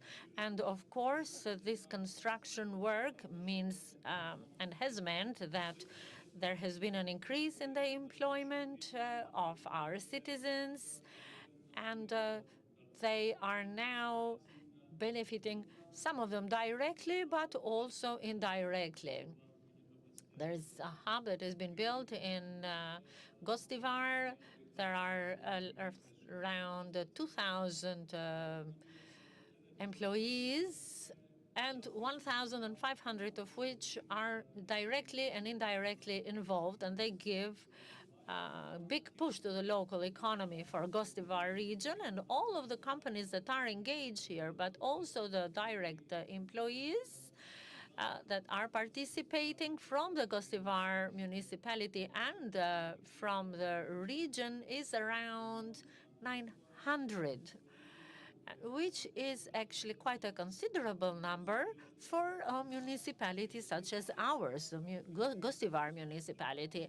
What is valid to mention here is the tourism, because the good road infrastructure has a big impact in the tourism into our regions. The Gostivar region has been developed, and the tourism has been developed in some of the villages in our municipalities, and the benefits of such local small businesses is going to be quite big. And I think this Corridor 8 is going to be a catalyst of the sustainable connection, and we are going to consider it as a platform of our region, in the sense that it is going to facilitate the exchange of goods and people, not only simply in the connection of the region, but also in the Western Balkans. And this corridor, it is an economic structure, architecture that also increases the security of the region. We are happy that the Republic of Albania is heavily engaged into the construction of Corridor 8. And just like today, we have heard from the people in the high places, in the ministries, that the work is carrying on in relation to the construction process of the Corridor 8. And I think that the same can be said for the municipality of Gostivar. For us, it means that we can have lower logistical costs and we can reach the market easier through the port of Durrës. Gostivar is located into a very important part of Polog area. This presents benefits but also challenges. That is why we have taken care that the construction of Corridor 8 can go hand to hand with the measures for the protection of the environment and the influence of the traffic into these urban areas. We have engaged our work to carry out projects that are really beneficial to the citizens in order for this project to create an added value for our region. Therefore, I would like to emphasize the partnership that we carry out with companies who are actually working as part of Corridor 8 construction. And this means the various projects, such as environmental projects, actions for planting of various trees, and others that we have carried out together with these companies, such as, for instance, building of sports terrains for the youngsters in our community. And this is a corridor that is going to assist our municipality as an added value also for the foreign investors, because they are going to have a direct access to the lines of production and the other lines that are going to be important for Corridor 8. This is going to be an axe of development, stability, a corridor of the European future that is going to connect people and is going to present new opportunities for the whole region, including here our municipality of Gostivar. Thank you very much. Thank you. As far as I can see, that there is a competition already now taking place in our panel. And we can see the connection and interconnection of this project that provides it through Corridor 8, because we can have shorter connections and the businesses can get connected faster and the consumers can connect with one another faster. And here in the panel, in 1 hour, we have a difficult job to try and balance everything and say everything that we want to say, because Corridor 8 is going to balance a lot of businesses. I also would like a last comment, perhaps from Mr. Rogai. What is going to be the interest of Italian companies in the future to join these big developments and this huge project that is part of Corridor 8? Okay, the interest is mainly based on obviously the strategic position and the strategic relationship. As Confindustria Albania, we are connected with all the region in Italy, and we have companies, and we still have be ourselves an infrastructure that connect Italian companies that are still looking for Albania, or maybe they are not thinking Albania at all, but we have to highlight the opportunities that this corridor will bring to this new economy texture. And Furthermore, we have a connection that is, for us, it's aiming to bring a model that for us has been successful, that is the district and the value chain model that I was speaking before. And we know how to deal with area and regions that become so good in doing some products and perform some value chain. So for us means even providing skills and providing even cultural infrastructure to them, and supporting energy, sustainability, logistics with a unified design. Interesi është I madh dhe më sa duket the interest is bigger, and maybe they can wait for the projects so they can be committed more in concrete projects, and some of the members will prepare concrete projects in the framework of Corridor 8 in Albania. Yes? Yes, I confirm that, and I'm happy that this meeting is, has been communicated to us from our embassy, and the government relationship, it's so good that for us and for our business will be more enthusiasts to come and look for new projects and design new value chain within the Albanian companies, the Italian Albanian companies, and also the Western Balkan company at all.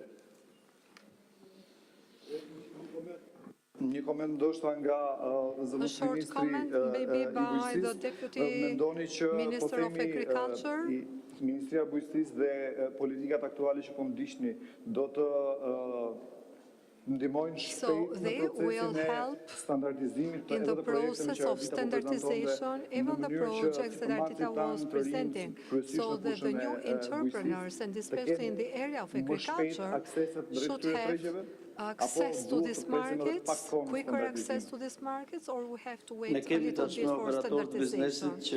We do have actually business operators that have reached similar standards with EU. Companies, our obligation is to classify all the types of businesses that are having the activity in the area of agriculture, food and agricultural development, rural development. These are projects that should be supported by funds from the Albanian government and EU funds. And even the Prime Minister has mentioned that these funds are not lacking, are not missing, but how will we approach to this schemes?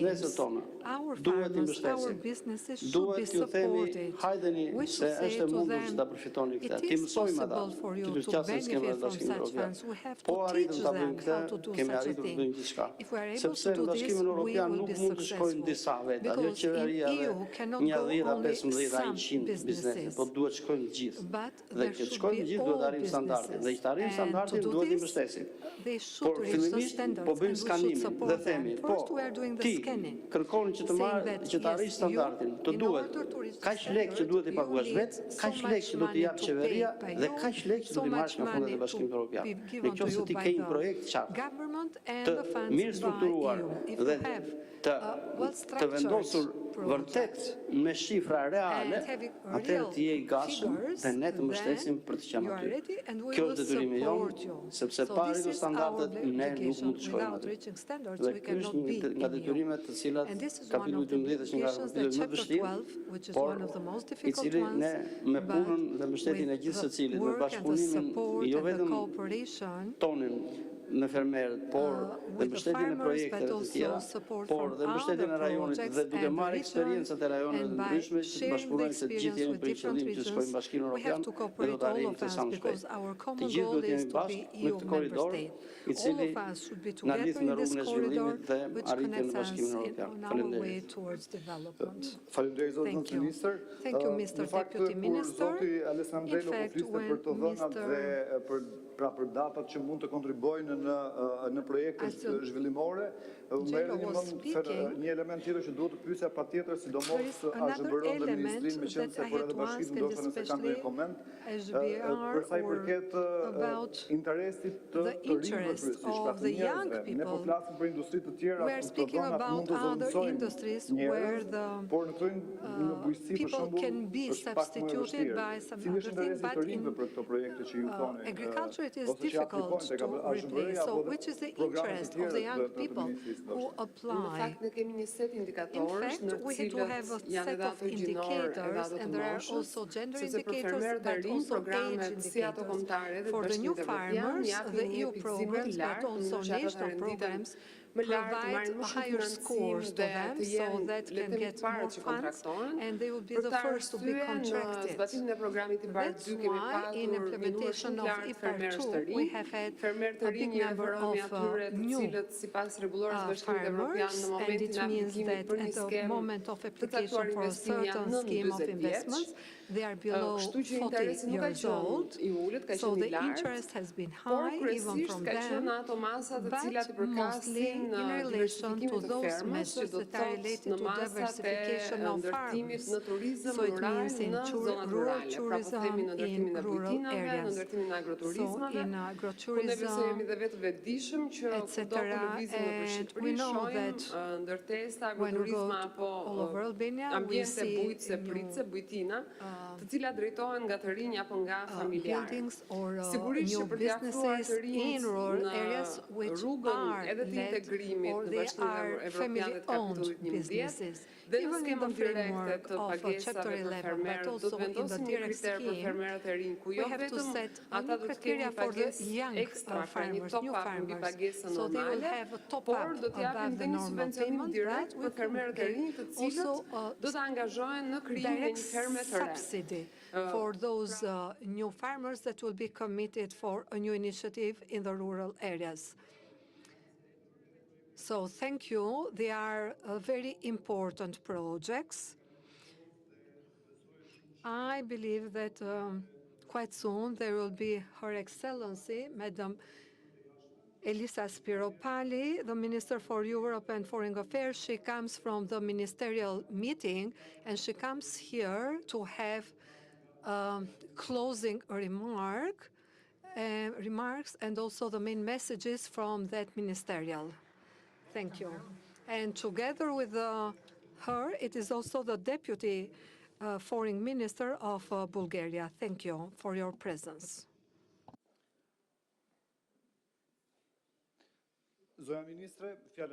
Madam Minister, the floor is yours.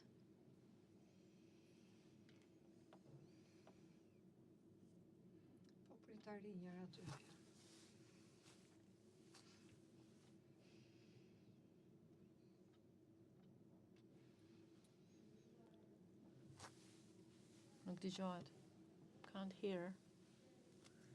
Can she put the mic on, please? Can someone ask her to put the mic on? Thank you. Nuk po e nis nga fillimi se zërin e kisha mjaftueshëm. From the beginning, për gjithë ju miq të ftuar, pjesëmarrës, ambasador, ekspert, profesues biznesesh. Kur flasim për korridore, shpesh mendojmë për harta, për kilometra rrugë apo për projekte teknike. Por në realitet korridoret janë diçka shumë e thellë. Ato janë linjat përgjatë të cilave lëvizin ekonomitë, energjia, ndikimi dhe siguria. Në këtë kuptim, korridori 8 nuk është thjesht një projekt infrastrukture. Ai është një projekt strategjik për gjithë rajonin tonë. Sot zhvillohej ministeriali i mëngjesit me ministrat e punëve të jashtëm, ku diskutimet u përqendruan pikërisht në zhvillimin strategjik të këtij korridori, qëndrueshmëria e investimeve dhe roli i këtij aksi në forcimin e sigurisë dhe ndërlidhjes europiane. Riafirmuam angazhimin e përbashkët, u zotuam të intensifikojmë përpjekjet e përbashkëta për mobilizimin e burimeve financiare përmes instrumentave europian, institucioneve financiare ndërkombëtare dhe partneriteteve. Dakordsuam të konsolidojmë këtë format bashkëveprimi korridori i pavarësisë strategjike të rajonit. Sepse në një botë ku zinxhirët e furnizimit janë bërë pjesë e sigurisë kombëtare, rrugët, portet e kurrudhat nuk janë më neutrale.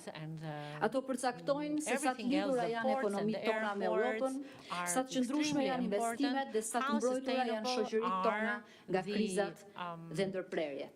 Korridori 8 krijon pikërisht këtë siguri. Ai lidh Adriatikun me detin e Zi, duke ndërtuar një aks horizontal që bashkon vende anëtare të NATO-s dhe vende që po ecin së bashku drejt Bashkimit Evropian. Ky është një korridor që rrit mobilitetin strategjik, forcon reziliencën rajonale dhe krijon një hapësirë më të sigurt për tregti dhe investime, duke ndërtuar besim afatgjat rajonal.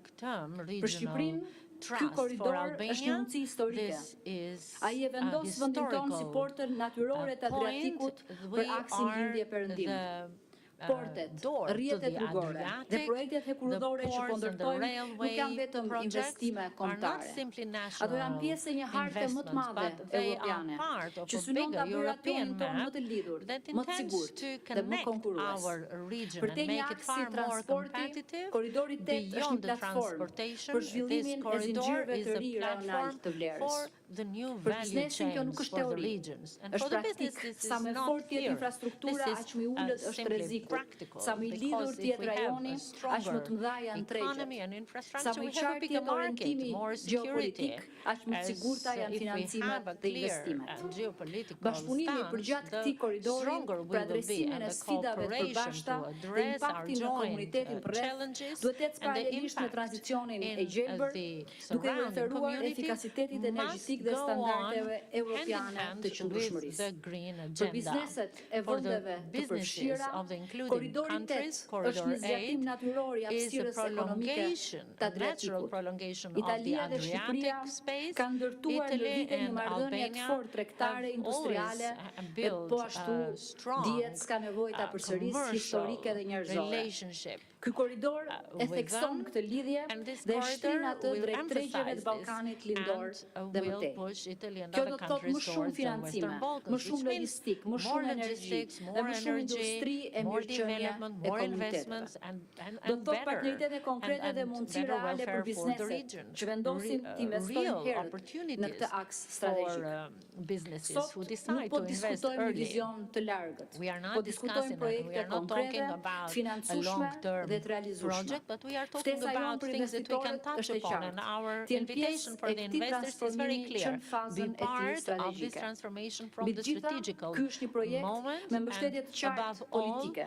Qeveritë e rajonit, Bashkimi Evropian dhe partnerët tanë në NATO e shohin Korridorin 8 si një pjesë të rëndësishme të arkitekturës së sigurisë, mbrojtjes civile, reziliencës dhe zhvillimit në Europën juglindore. Dhe mesazhi që del nga ky forum dhe nga ministeriali i sotëm është se Korridori 8 është një projekt sigurie për shtetet, por edhe një projekt rritjeje për investitorët dhe për biznesin.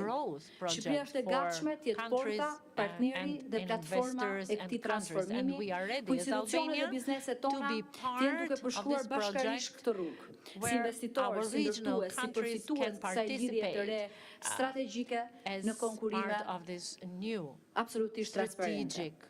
Sepse korridorët nuk ndërtohen vetëm me beton dhe çelik. Ato ndërtohen me besim dhe transparencë. Dhe aty ku ka besim, vijnë edhe investimet. Duke ju falendëruar për angazhimin, për interesin e përbashkët, për këtë forum ekonomik me kaq ndikim dhe me pjesëmarrje kaq të lartë të nderuar, ftoj sigurisht të vijoni diskutimet edhe jam syëvesh për parë e për të dëgjuar. Discussions. Thank you very much.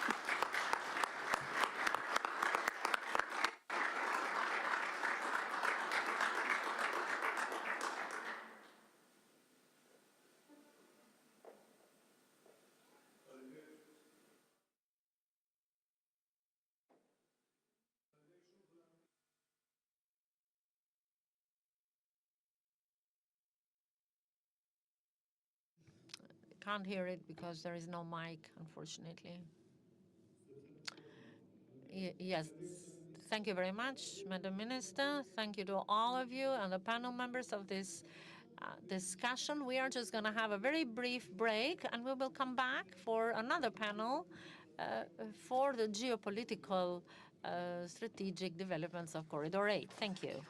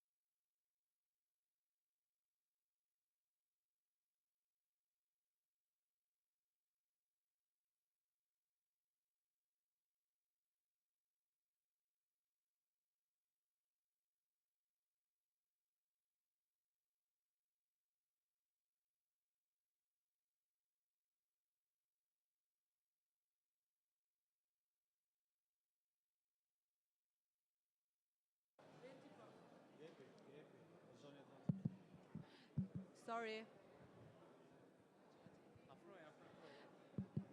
Sorry, can we sit down? We're starting in 2 minutes. Ju lutem të zini vendet sepse nisim për 2 minuta.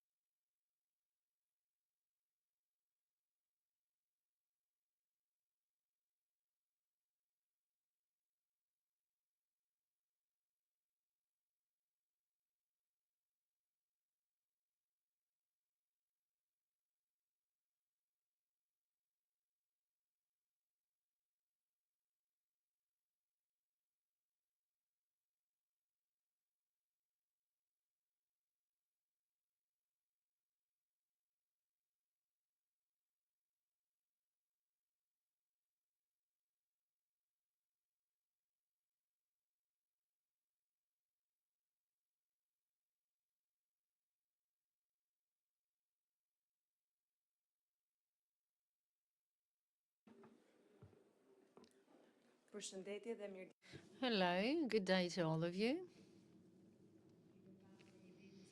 We've had a quite intensive day with a lot of discussions on financing, infrastructure, coordination, deadlines. And now we have another very important panel with another issue. What does this corridor aid geostrategically means? I have the pleasure and honor to be in this panel together with deputy ministers, representatives of the high level. I like it very much that we come from various fields and expertises, and thus we can make this panel a little diverse. I would like to begin directly with the first question, upon which we can add something else into the conclusions about Albania, since we have the Deputy Minister of Defense for the Republic of Albania. Currently speaking, the questions that are related to this panel and this sector, whether corridor aid is transport axis. Is it a geopolitical instrument? Because we know that this is a corridor that connects the Adriatic Sea with the Black Sea and the candidate countries for the EU. And we can see that the infrastructure today is strategic and the infrastructure is not neutral. Therefore, I will begin with a question that is a direct question.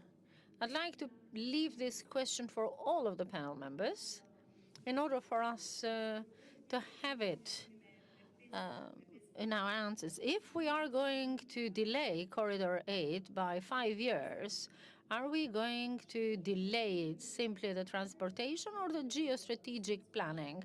I'd like to give the first floor to Mr. Pavlov, who is the Deputy Minister of the Foreign Affairs from Bulgaria. Bulgaria connects this corridor with the Black Sea, and taking into account the safety of this region, how sustainable is the Corridor 8 for the regional security? The question goes for Mr. Pavlov, Deputy Minister of the Ministry of Foreign Affairs of Bulgaria. Thank you very much, Deputy Minister Rufino, ladies and gentlemen. It's a real pleasure to be here and represent my country to this important high-level meeting that we had and in this forum that we have now. In the current geopolitical environment, the security dimension and defense dimension of the Corridor 8 for sure is of fundamental importance. And it's a good momentum really to have it and to intensify our work, our common goal to have this geostrategical axis connecting Adriatic and Black Sea completed, which will bring, it has been said, more security, prosperity of all the region, which it will create more opportunities for our business. It will connect us better. Important factor is the strategic security, and NATO, the logistics will be created, and this will make us more resilient. It's a matter of fact that Corridor A will pass by only 2 countries, NATO member countries, which is a very important factor. It will help for our energy and energy security, which will improve our resilience against external geopolitical pressure, and of course will help with the faster and better integration of the candidate countries to the Eurozone and to the Eurozone. So for our Bulgarian government is an important theme, and it will remain for sure highly among the priorities of the Bulgarian government. It's not a case that 2 months ago, finally we signed an agreement with the Republic of North Macedonia for the construction of this tunnel, which will link our railways, which will link our capitals, Sofia and Skopje. And a week ago, the National Assembly ratified this, which is an important sign at this very period, the very end of this parliament. We have signed and ratified this agreement between our countries, which is an important sign. So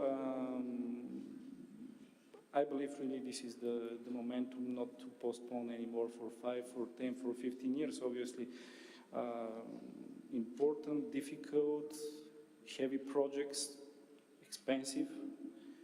But after the meeting today, all the countries on the table agreed on our common goal to work on this, to complete the corridor, and we have an ambitious agenda to do it, And the most important thing is that the political will is here, and in partnership we can and we will work together, and the progress is possible and it's needed.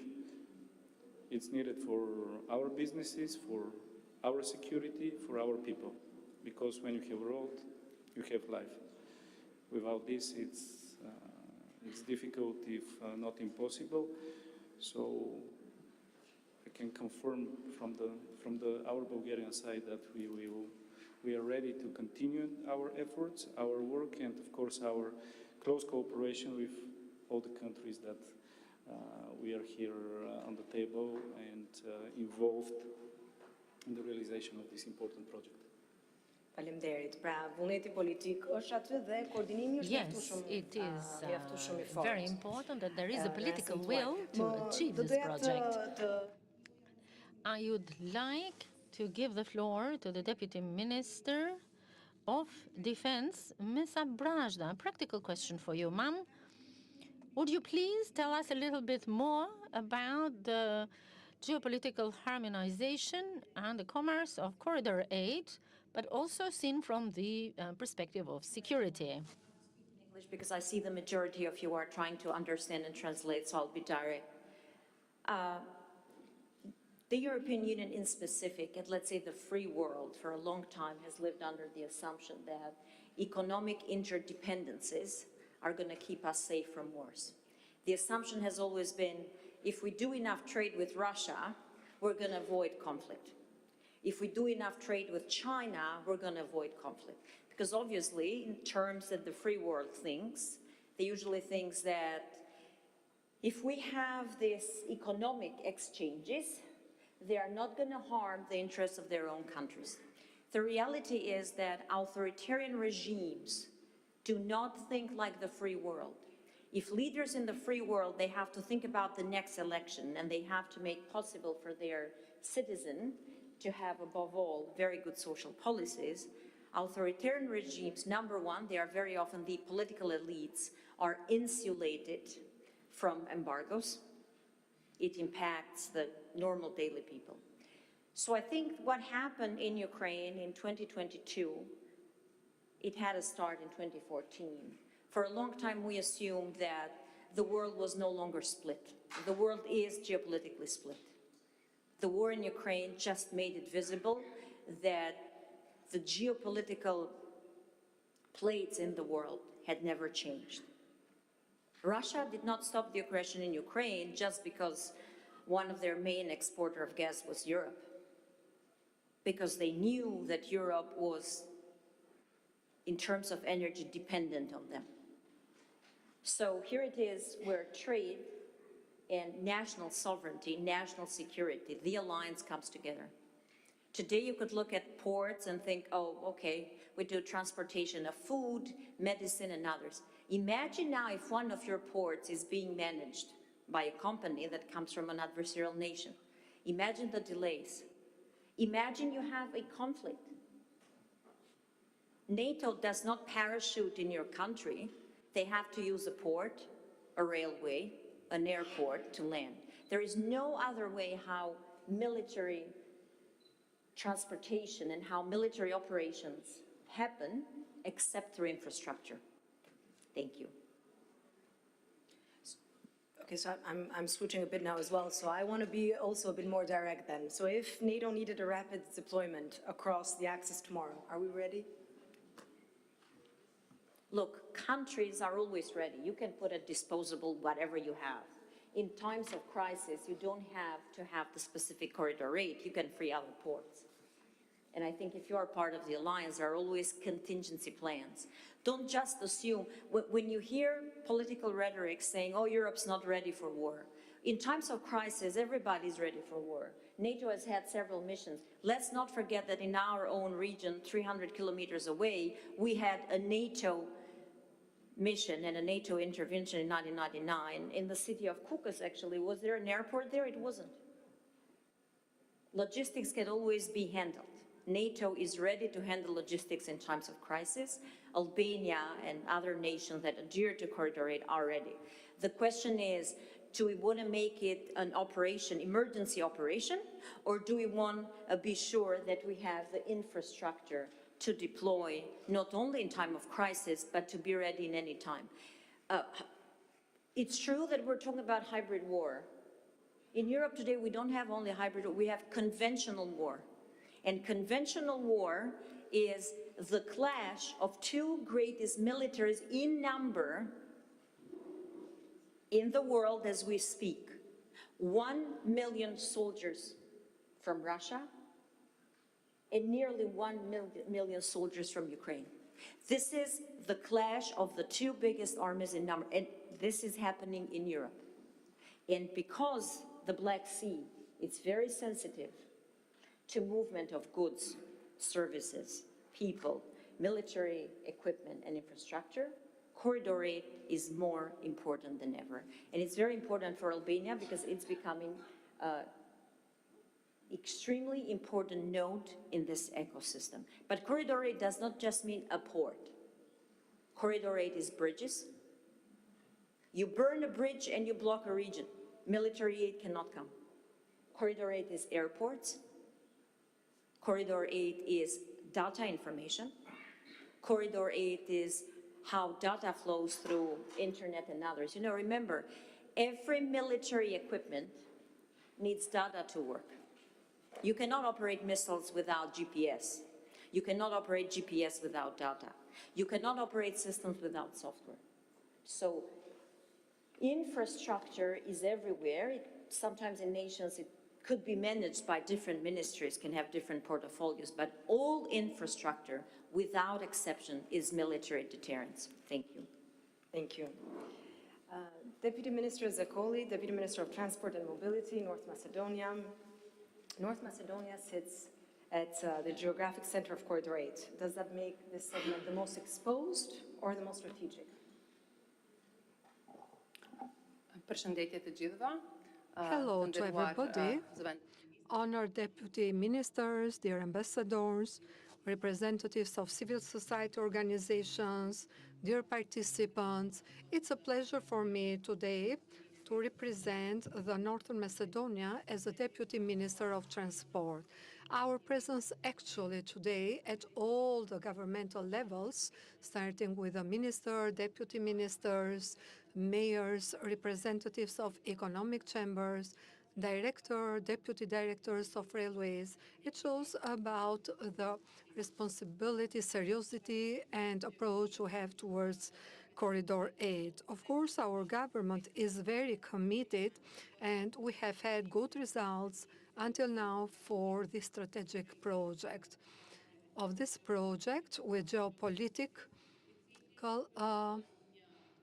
approach, and it is not simply a road, a railway, but it is something that will contribute to the economic development, to the connection of the region, to establishing the connection bridges, in attracting also the regional investors and international investors. Of course, I think that Northern Macedonia has a very good position in this corridor, and it empowers and strengthens it. And of course, there are positive aspects. And the construction of this corridor will bring only better development to Northern Macedonia in all the aspects. I will speak about concrete steps that we have undertaken and what we will do in the future. I believe that for these years that this corridor has started, there are taken good steps in the end improvements in the area of roads. Working even in low temperatures, using hundreds and thousands of equipments, and actually it is so we are working at every segment. There are organized different meetings with high representatives of UNESCO, but also today it was a ministerial meeting in order to see some alternatives, in order to limit some barriers that are imposed by UNESCO. The highway that connects Northern Macedonia with the neighboring countries. It is organized a lot through Struk and OHR, and also in the aspects of the railway, as my colleague mentioned, we have done steps forward. We have signed with our neighbor, Bulgaria, an agreement with their government for a joint tunnel, and there will be established also a railway that will connect these two countries even more. And it speaks about the idea and to go forward with this project. And we are convinced about this. And I think that this is a very good example to do it also for other connections. Even in the parliament, this kind of agreement has been approved and adopted.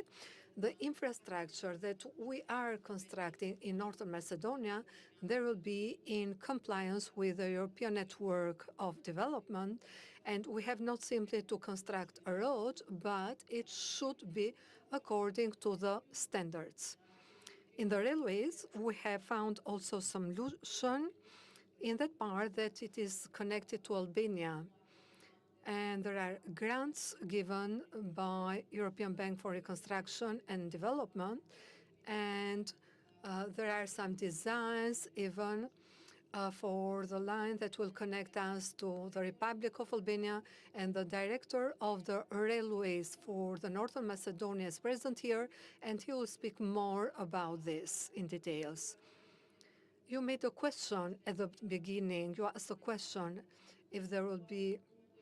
So I think that we do not have any reasons not to construct this Corridor 8.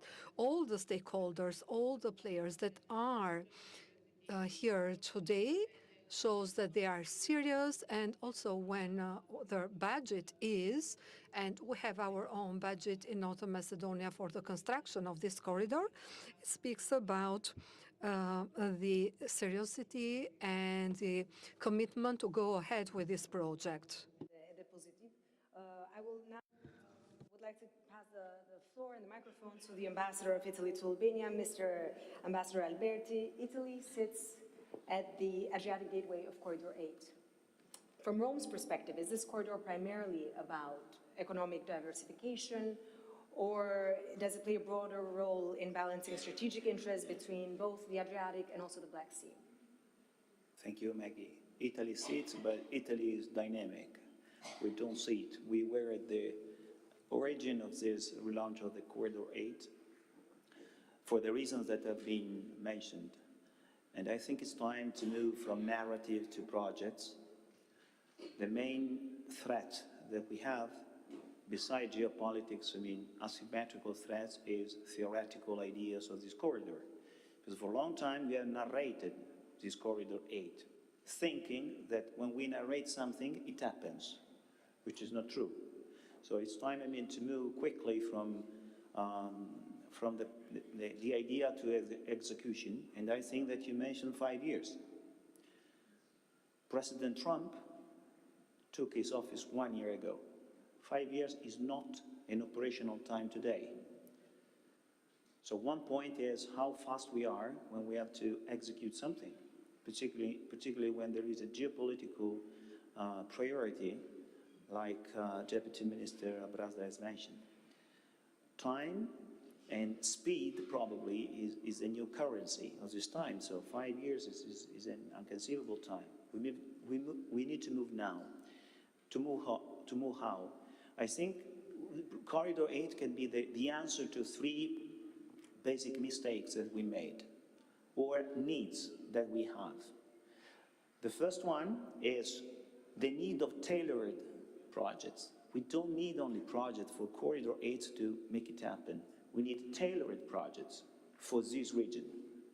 Because we made a mistake to think of Corridor 8 in terms of generic projects, infrastructure in general. No. We need specific project for this specific region, which is, by the way, one of the few areas in the world where this possible clash between West and Russia is happening. There are not so many areas in the world where the two worlds are confronting, like the Balkans and Southeast Europe. And this project need to be specific, need to be bankable.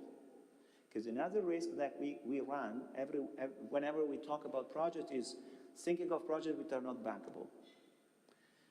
And the second need, or the second mistake we made was we don't think in terms of synchronicity.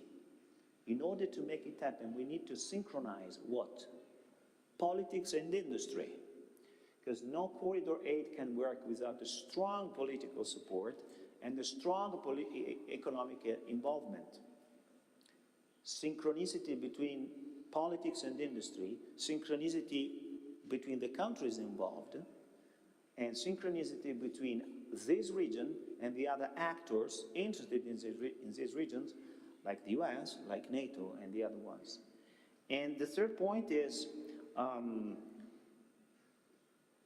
probably a new need to conceive through corridor aid security beyond safety. We have overthought of security in terms of safety, physical safety. No, we are talking about a wider concept of security which needs synchronicity, which needs cooperation between public and private sector and quick execution.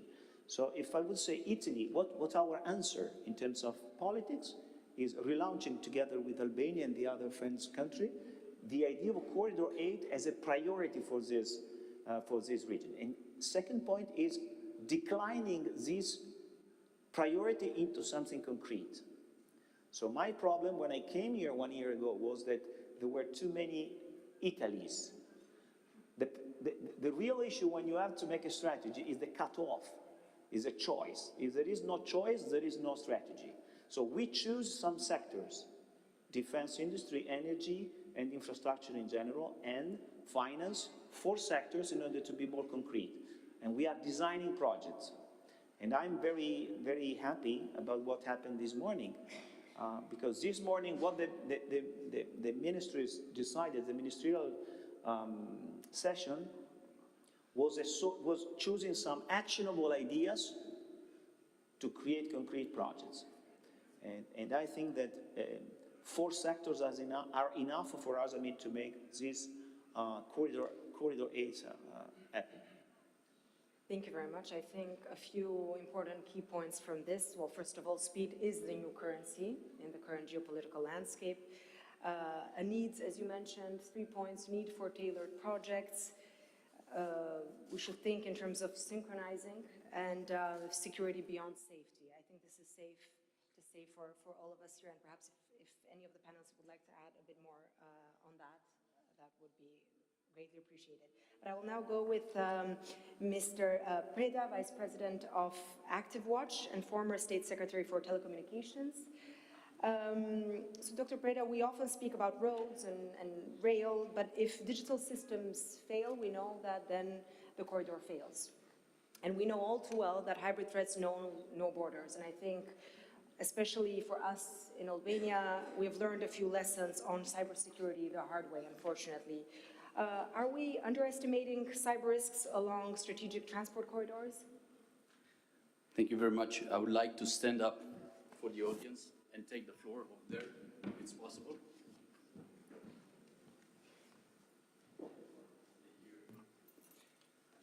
So, first of all, I would like to say hats off Albania. Because what I have witnessed, at least I, but I guess everybody here present for the last years, it's such a progress that I haven't witnessed in the region, at least, for many decades. And again, hats off, because not only the region turns towards Albania and Macedonia, but also Europe, and from what I see, global entities, not only states, that turn their vision towards Albania. Hats off once again for the government. What I have to say is that, ladies and gentlemen, përshëndetje. Shalom also for the friends that have the vision to invest here in Albania. Excellencies, distinguished ministers, dear ambassadors, and dear colleagues. I think now what we face today with Corridor 8 is not anymore a theoretical approach to see this vision. It's already operational. And as former Minister State Secretary for Telecommunications, I'm not here only to tell you about this political vision that we had with the 3 initiatives. I was brought there as a geek, and I'm not afraid to say it and state it any time when I have the possibility, because we are some kind of visionaries. And this vision I have to embody to yourselves today, because you have the opportunity to see it beyond. When I built what Ember, the investment fund behind the 3 initiatives, said back in 2020, it was the best project for digital infrastructure, the digital highway of 3 initiatives ever built, is that you don't have to see only this infrastructure as asphalt. It's much more than that. It's about resilience. Perhaps you look at me and you see a youngster that comes here and you wonder, okay, perhaps he was put politically over there.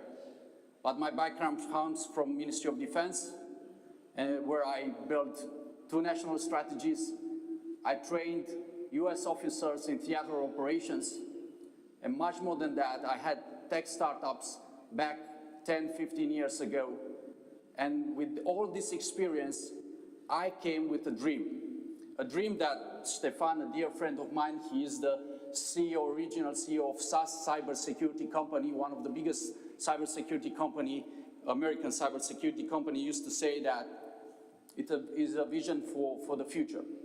And I think that we must understand, in fact, that Corridor 8 is an integrated strategic connectivity axis, both physically, digital, energy, and security, because you cannot build resilience without energy security. You cannot think infrastructure only on the terrestrial infrastructure. You have to build the infrastructure on sustainability. And this offers, as the Deputy Minister said before, sovereignty and also dignity to the region. We talk to combat the global actors like Russia and also the big players from Asia.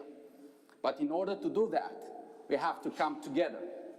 And if we don't understand that, to come together as countries in the region, we won't be able to face what is going to come. I tell you because I work with countries like India, like China, I work with the United States. I am Vice President to Active Watch Security that has also a subsidiary here in Albania, and is part of Allied Universal, the biggest security company in the world. You can look for it and Google it. But what we have to understand, that if Europe doesn't put, and I think Albania has a momentum now today, to give a model of integrating the forces in the region as an example for what is going on in Europe. We have a shaken Europe today. And I think that the region has this opportunity to show that we can give, especially that, you know, my parents are historians, and I'm also a Romanian, just to link a little bit with the region from the side of my father.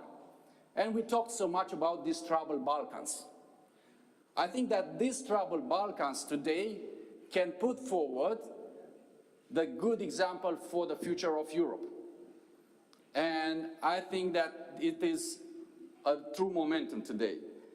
But I would like to say that the Corridor 8 has the potential to become also a transport artery linking Adriatic to the Baltic, to the Black Sea. Today we see that Odessa is not anymore the port that it used to be. Constanța became a very interesting and strategic, perhaps the most strategic in the region, but also Varna. And Varna will be connected to Albania's strategic vision. And through the Albania strategic vision, it will be connected to Italy, and also everything that's going on the western flank of Europe. And we have to understand this.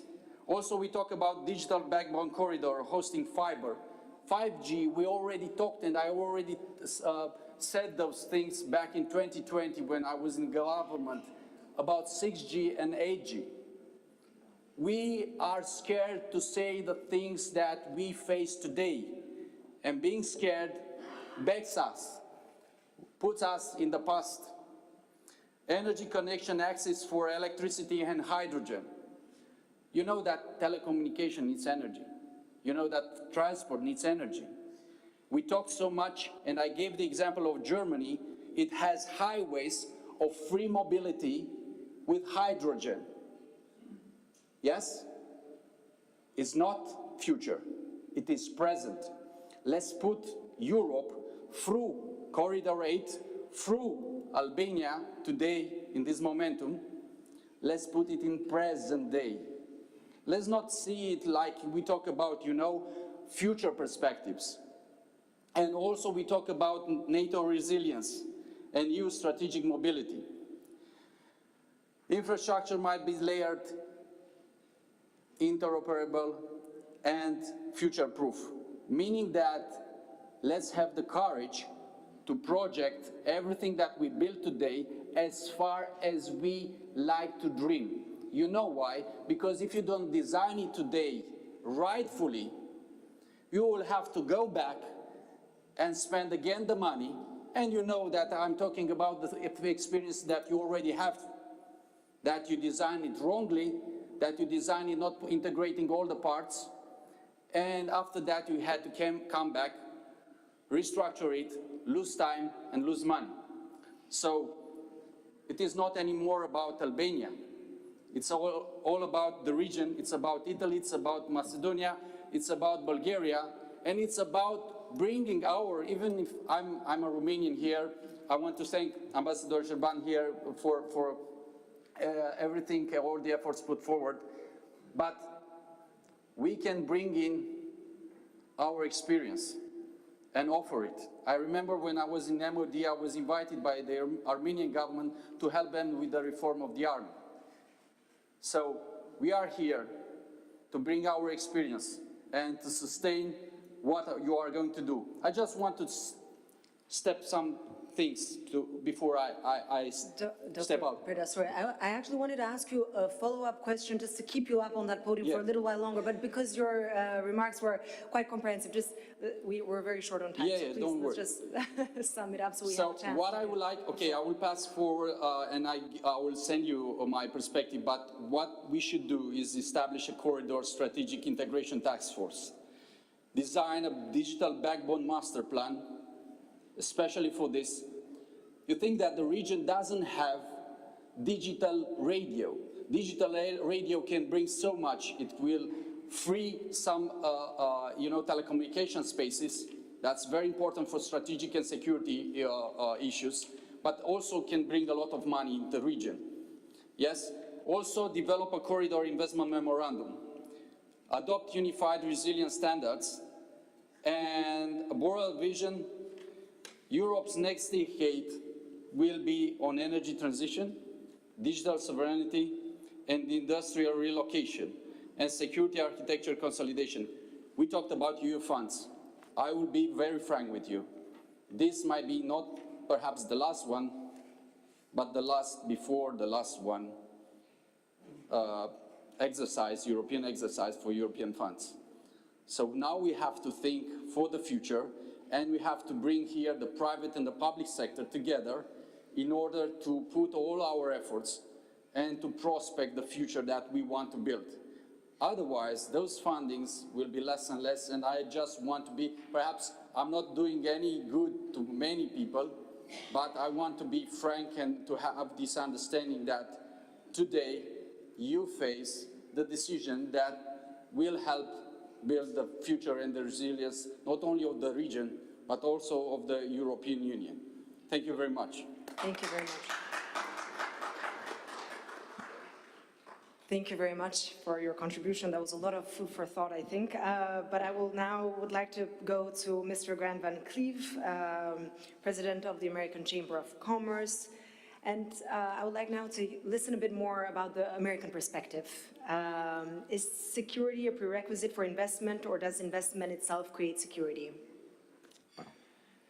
Well, thank you very much for the chance to be here, and I feel a bit of an outsider as an American in a European event, and if you're following the geopolitical trends at Munich Security Conference and elsewhere, we're sort of increasingly happy to focus on our hemisphere while you sort things out here in Europe. And but I don't think that's actually the right perspective. I think there's a lot more to that because America continues to play a significant role. But before I answer the American side, I just might make a couple of geopolitical comments.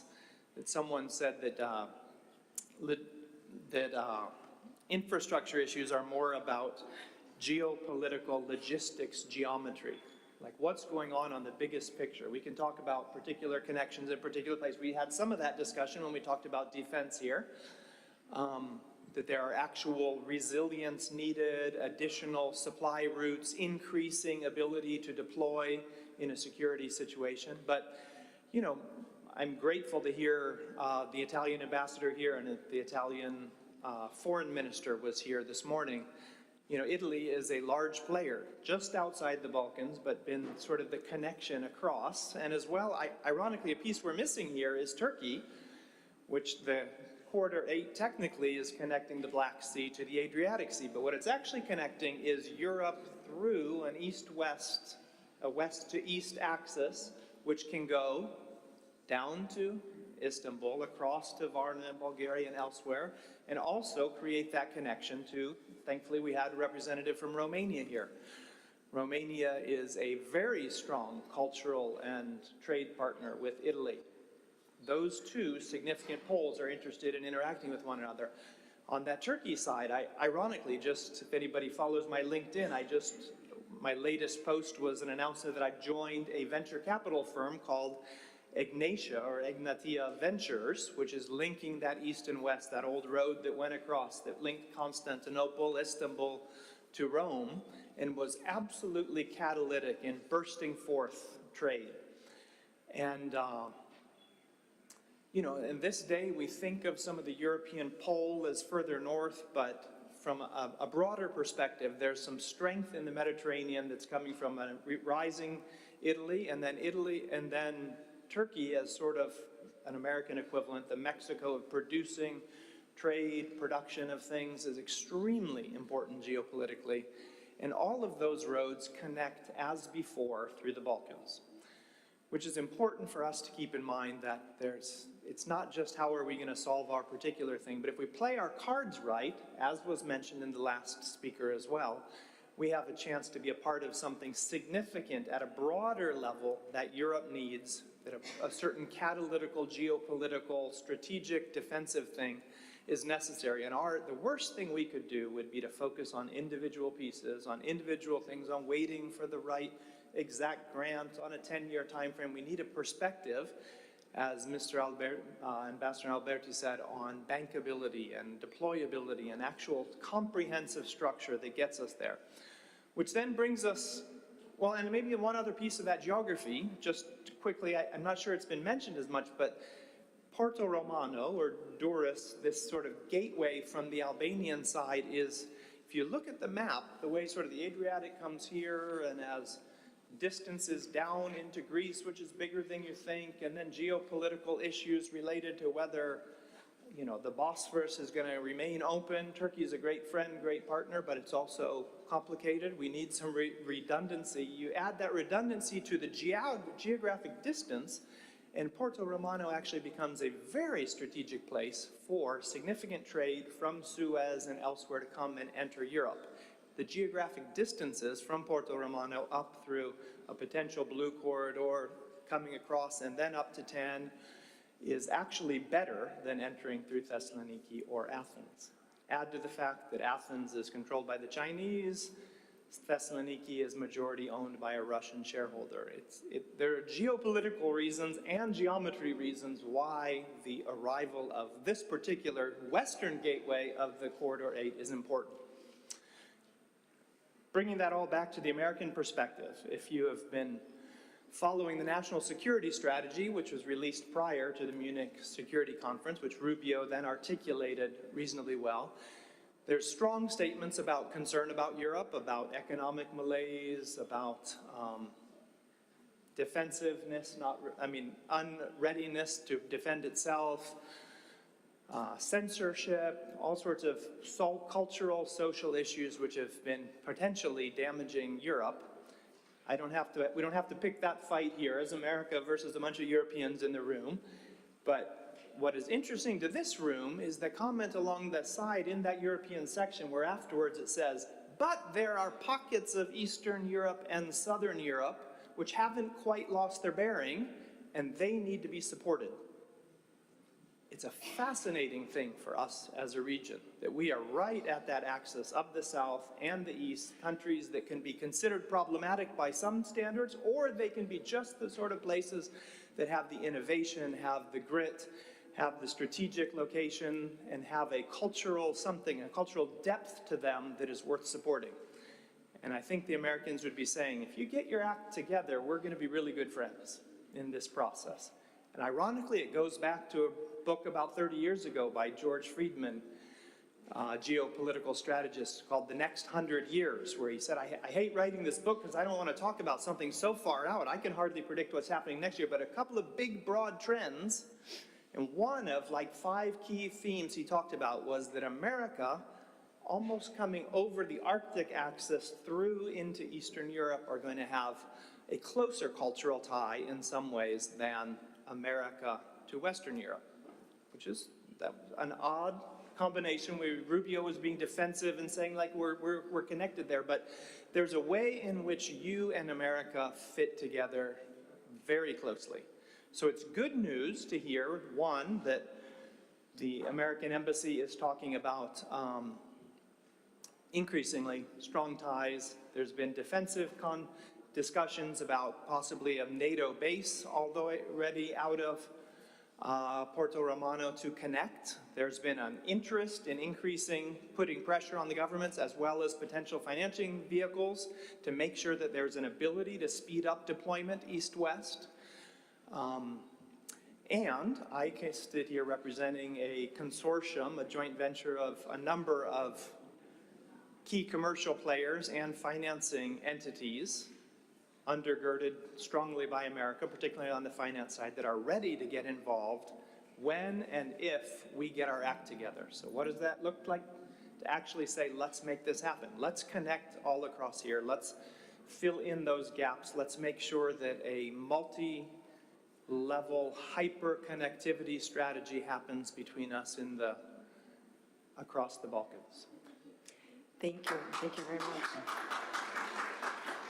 Now, we're very, very short on time, and they will take me out of moderator duty, but I want to do this last round as well, a very quick one, rapid fire, just because I found this very insightful and very interesting. So one concrete step that can realistically be achieved within the next year. I know you mentioned how difficult it is to prevent what's happening in the next year, but I would like to pose this question for all of you very briefly, so we can also end on a hopefully positive note, but we can start from you and then go this way around. Thank you. I think a comprehensive strategy on the ports and railway connections can happen within 6 months to a year. I think national strategy to make it, or involvement of all the nations across there from Italy through across to Bulgaria, Romania, and Turkey can happen.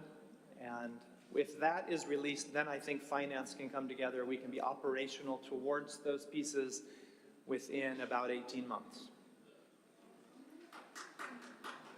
And the same question goes to you, Ms. Brezda. So this is more of a personal opinion that I'm going to share here, and I've spent most of my career in a very tumultuous region, which is the Middle East, where governments mostly, they play on rotating doors, obviously, because they export their oil to China and they are in OPEC plus with Russia, so therefore they cannot align properly with the West. But I have seen that sometimes what lacks in the Balkans and across Korridor in some nations, and you gave an example of a neighboring nations which have Chinese and Russian interesting parts managing their ports. It's the mentality of the leaders in the Balkans needs to change, and they need to understand what economic coercion is. Today, most of the Balkan leaders, they believe that China is still the Chinese shop of, the 90s, that you can go and buy something with $1.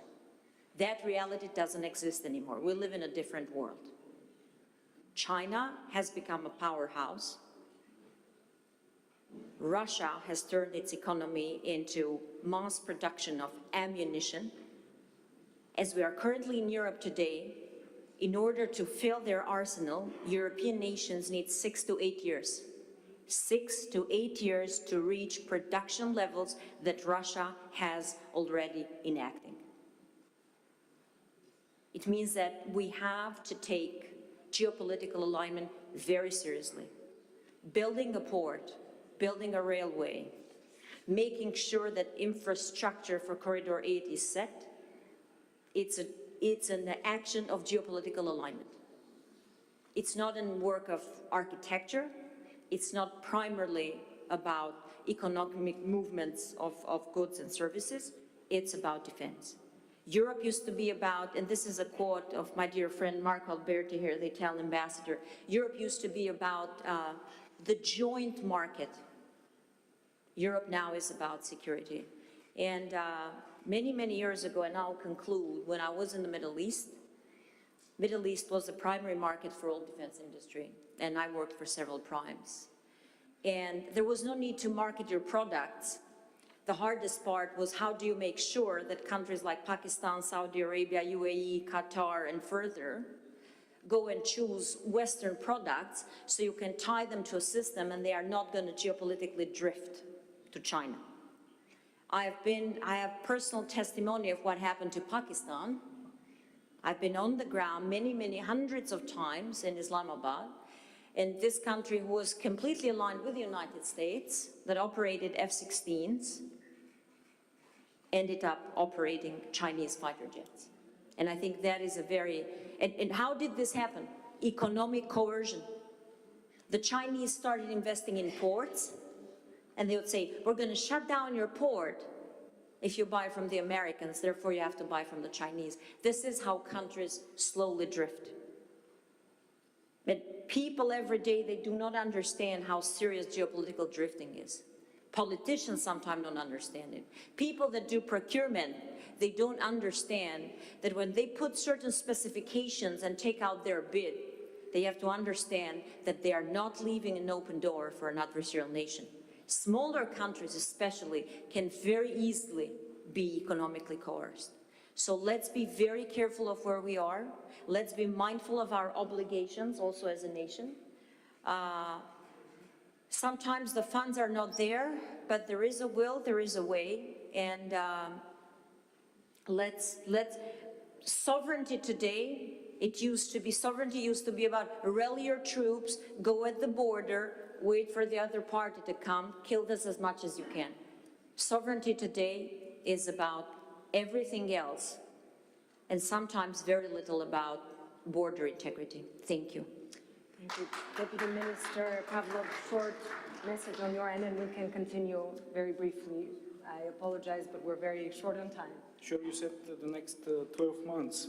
For sure, take this momentum, make possible to proceed, involve much more the local authorities and the businesses to make all the projects more visible. From our Bulgarian side, we will proceed with all our projects, and the next ministerial to have it in Bulgaria and to recap where we are and how we can proceed further And I will agree that here the spirit is very important. We cannot lose time, and we have to take the momentum and this shared opinion of all of us, how important and strategic that project is, should be complemented. Maybe not tomorrow, but we cannot afford to lose time, and really hope that in 12 months we will have some more steps forward, in concrete steps in realizing this corridor number 8. Thank you. Thank you. We're all looking forward to the next ministerial as well. I personally think that all Corridor 8 has to do with the security, cooperation, sustainability, interaction. If in 2025 we, as Northern Macedonia, have eliminated almost all the barriers for realizing this project, implementing this project, which had given some obstacles to this development, I think that in 2026 we should cooperate more. In 2025, we started with good agreement with our neighbor Bulgaria, and in 2026, the main focus should be on the railways, construction of new roads, IT system, implementing it so as to continue then with the regional connection. And I think that such meetings, such proposals, such cooperation are a good example, and they will show that if we are together, if we cooperate, if we coordinate, we will be have a very good success and an example of a good success how our countries could cooperate and go forward, go ahead, of course, with the support of our international partners. Thank you, Maggie. I think that in a very pragmatic way, I think that we have to put down something in terms of projects in order to have an assessment of results along a roadmap that we can define together. And I will be even clearer. I don't want to have events dedicated to Corridor 8 only. I would like to have sessions dedicated to Corridor 8 in other events. So we have a business forum here, probably within June. I would like to dedicate, I would propose to my Albanian friends to dedicate one of the sessions to specific project dedicated to Corridor 8. So having something more concrete in terms of, presentation of project and presentation of results. Last but not least, I want to invite all the companies I see, come with the idea to cooperate, come with the idea that we have to play hard. Corridor 8 means opportunities, but it also means playing hard. Because of the reasons that Deputy Minister has already told, I think in order to compete aggressively, this is an arena where we have to compete aggressively. That's why we have to cooperate. Repetitive, usual efforts are not enough. So we are ready to help, ready to cooperate, ready to invite companies who can help us play hard. Thanks. Thank you. Thank you. Thank you for last word. But not least, yes, thank you very much. I think we have to talk here today about responsibility, because it's so nice to talk in such venues. And thank you once again for inviting me. But I think at the end of the day, we have to put resolutions and to assume, as our dear friend here today, Van Cleef, said, clear targets and timeline. And each of us here present today to assume a task in that timeline. I think that should be the conclusion of today, because we have to realize that every minute that passes means money. Every minute that passes means security. And every minute that passes means that we won't be able to face together, and I'm stating once again together, what is going on. And we'd like to sit in small rooms and think of things that we face here in Europe, but the dynamics, global dynamics, and I'm talking because I'm working with big players from Asia and from Americas. the global dynamics will face Europe soon. And Europe lacks more and more the needed financing.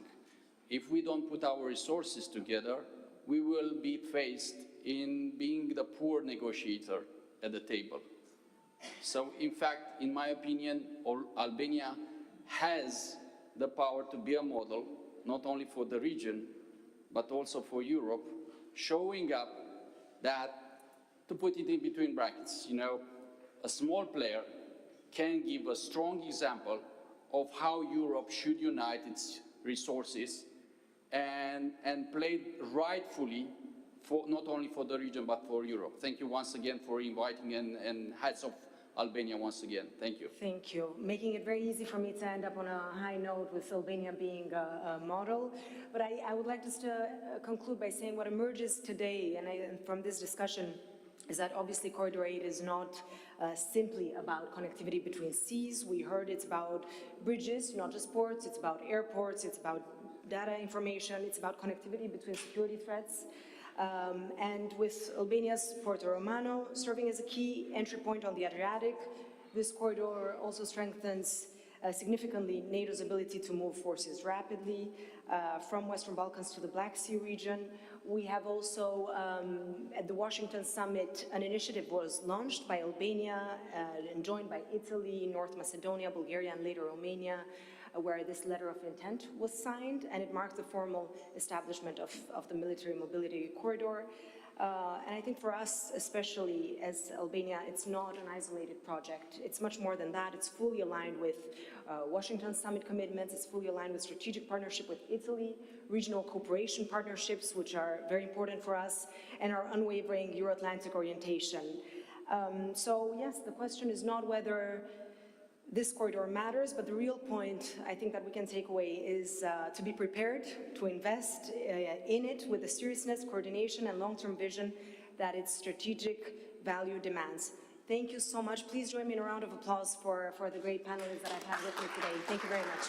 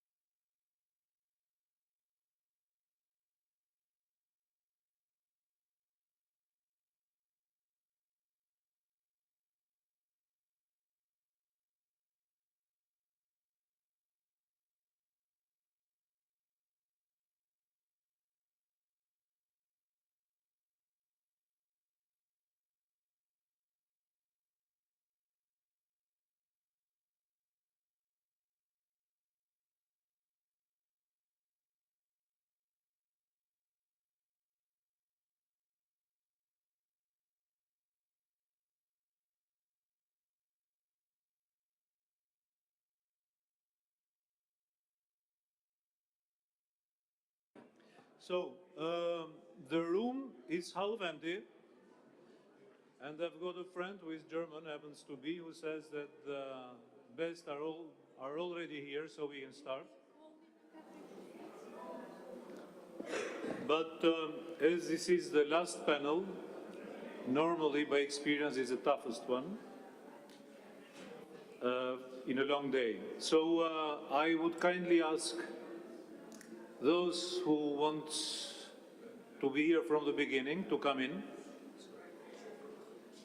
And meanwhile, I'd have to let you know that Ms. Chano has to leave us at 4:25 maximum due to very important engagements.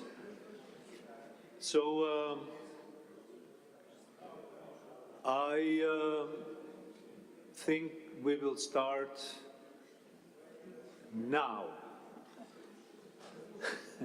So basically, I will start it now. I am Ardian Hachka. I work for Cooperation and Development Institute, which is a think tank based in Tirana. We work with connectivity a lot. We organize Tirana Connectivity Forum every year. It's the only yearly event that happens in Europe. Since 12 years we do it right now, and now we are also managing the cooperation connectivity project between railways of Albania, Montenegro and Italy on connectivity. Basically, I will moderate this panel.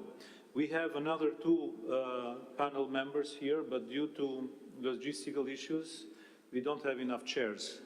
So our panel members are among the most important strategic here because they are the bankers. And here the session is about the financing. But as always, they stay behind the curtain, so to say.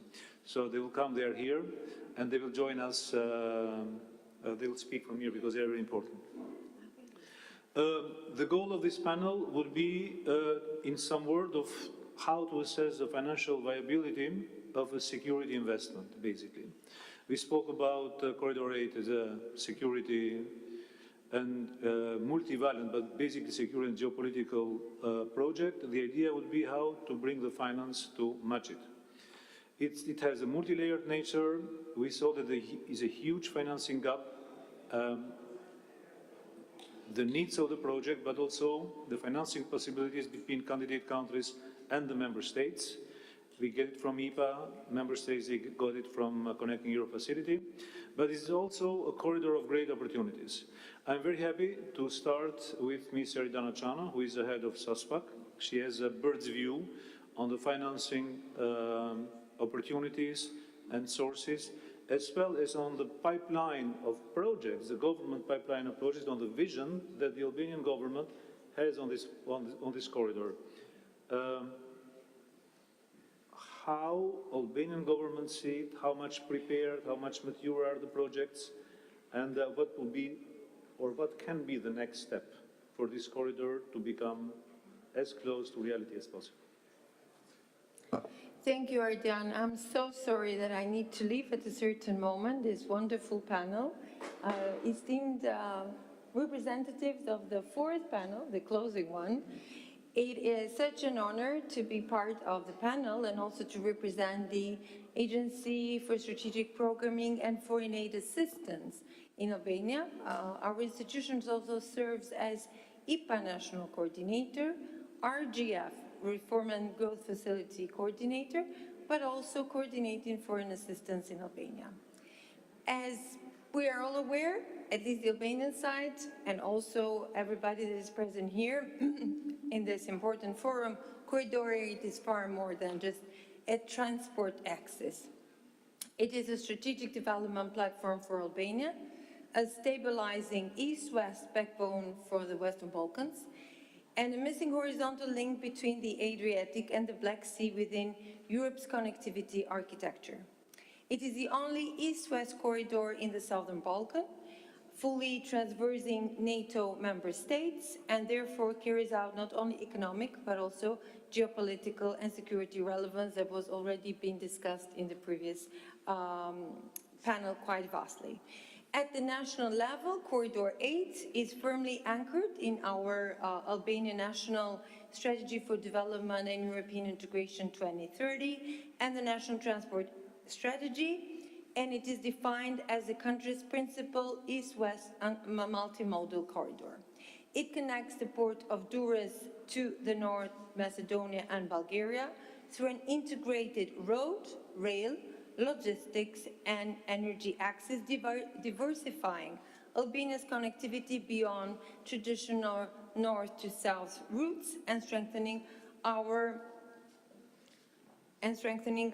role as a gateway between maritime and inland markets. This corridor is therefore not just about mobility, it's about competitiveness, territorial cohesion, and sustainable economic transformation. This strategic vision is underpinned by a concrete and credible investment pipeline within Albania's national single project pipeline. 12 priority projects relate to Corridor 8, representing an overall investment envelope of approximately 2.2 billion euros. Around 60% of this portfolio is already mature and integrated into the national budgetary and financing framework, while 40%, the remaining one, is in advanced stages of technical preparation. The investment mix reflects deliberate rebalancing of Albania's transport model, with approximately 65% targeting road modernization and 35% dedicated to rail, in line with climate objective, decarbonization targets, and EU interoperability standards. On the rail axis, Albania has moved decisively from planning to delivery. The rehabilitation and electrification of Durrës-Rogozhina railway section, supported through blended financing, combined WBIF investment, grants with EIB and EBRD loans, constitutes the first operational segment of an east-west rail spine towards Elbasan, Pogradec, and the border with North Macedonia. This investment is a cornerstone of Albania's decarbonization pathway in transport, supports modal shift from road to rail, and strengthens freight competitiveness and regional connectivity. Corridor 8 is also emerging as a backbone of regional energy security. The 400-kilowatt Albania to North Macedonia interconnection running through Fier, Elbasan, and Qaftan enhances cross-border electricity trade, market integration, and the resilience of critical infrastructure of energy. In a context of increasing geopolitical uncertainty, such interconnection reinforces security of supply and the regional stability. Beyond hard infrastructure, Corridor 8 has become one of Albania's most active territorial development platforms. Along this axis, 144 IPA cross-border and Interreg projects with a total value of almost 19 million euros have involved 98 direct beneficiaries from central to local level, civil society, and academia projects that are currently under implementation. This represents around 40% of all IPA Interreg projects contracted in Albania, mainly in the Italian side, Albanian side, and the North Macedonian side, confirming that the corridor is a key laboratory of EU territorial cooperation. These projects have strengthened sustainable tourism value chains, environmental protection and climate resilience, disaster risk management, civil protection cooperation, circular economies practices, and the institutional capacities of local authorities, all essential components to large-scale infrastructure investments. From a financing architecture perspective, the Western Balkans Investment Framework, the dear WBIF, has been very instrumental in transforming Corridor 8 from a strategic concept into a bankable investment corridor. Through WBIF, Albania has mobilized EU grants alongside with EIB and EBRD and bilateral financing to accelerate project preparation, improve maturity, and close financing gaps.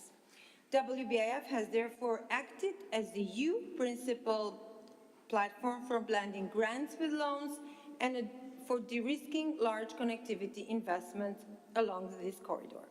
At the same time, the implementation of Corridor 8 is increasingly embedded within the wider framework of the EU growth plan for the Western Balkans and the Reform and Growth Facility.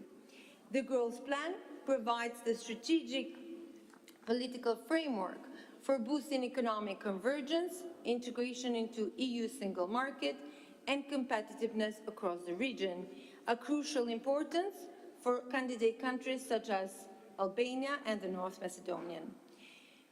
Within this framework, the RGF plays a pivotal role in strengthening reform discipline, results-based delivery, and institutional performance.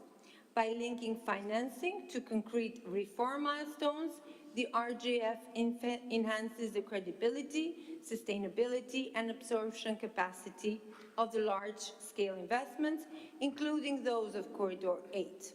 In this sense, WBIF and RGF are mutually reinforcing instruments, WBIF accelerating the preparation and the financing of strategic infrastructure, while RGF strengthening the policy and institutional environment that ensures such investments deliver long-lasting, impactful projects. While Albania's commitment is to transform Corridor 8 into a green, secure, and economically productive development corridor.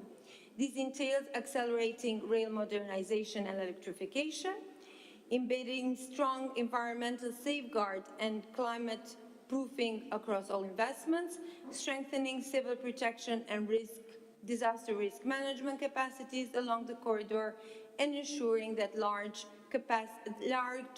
infrastructure projects are systemically linked to inclusive local economic development, SMEs growth, logistics platforms, tourism, and skills development in corridor regions.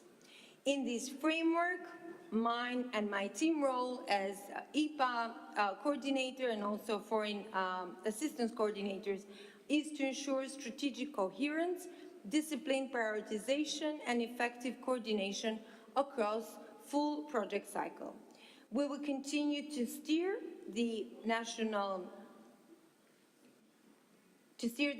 process of identifying and prioritizing investments within the single project pipeline, strengthen coordination among all our ministries and beneficiary institutions, together with our allies, the IFIs, as well as to ensure that proposals advanced under the WBIF for the Corridor 8 are fully aligned with the national transport strategies and Albania's broader EU integration agenda.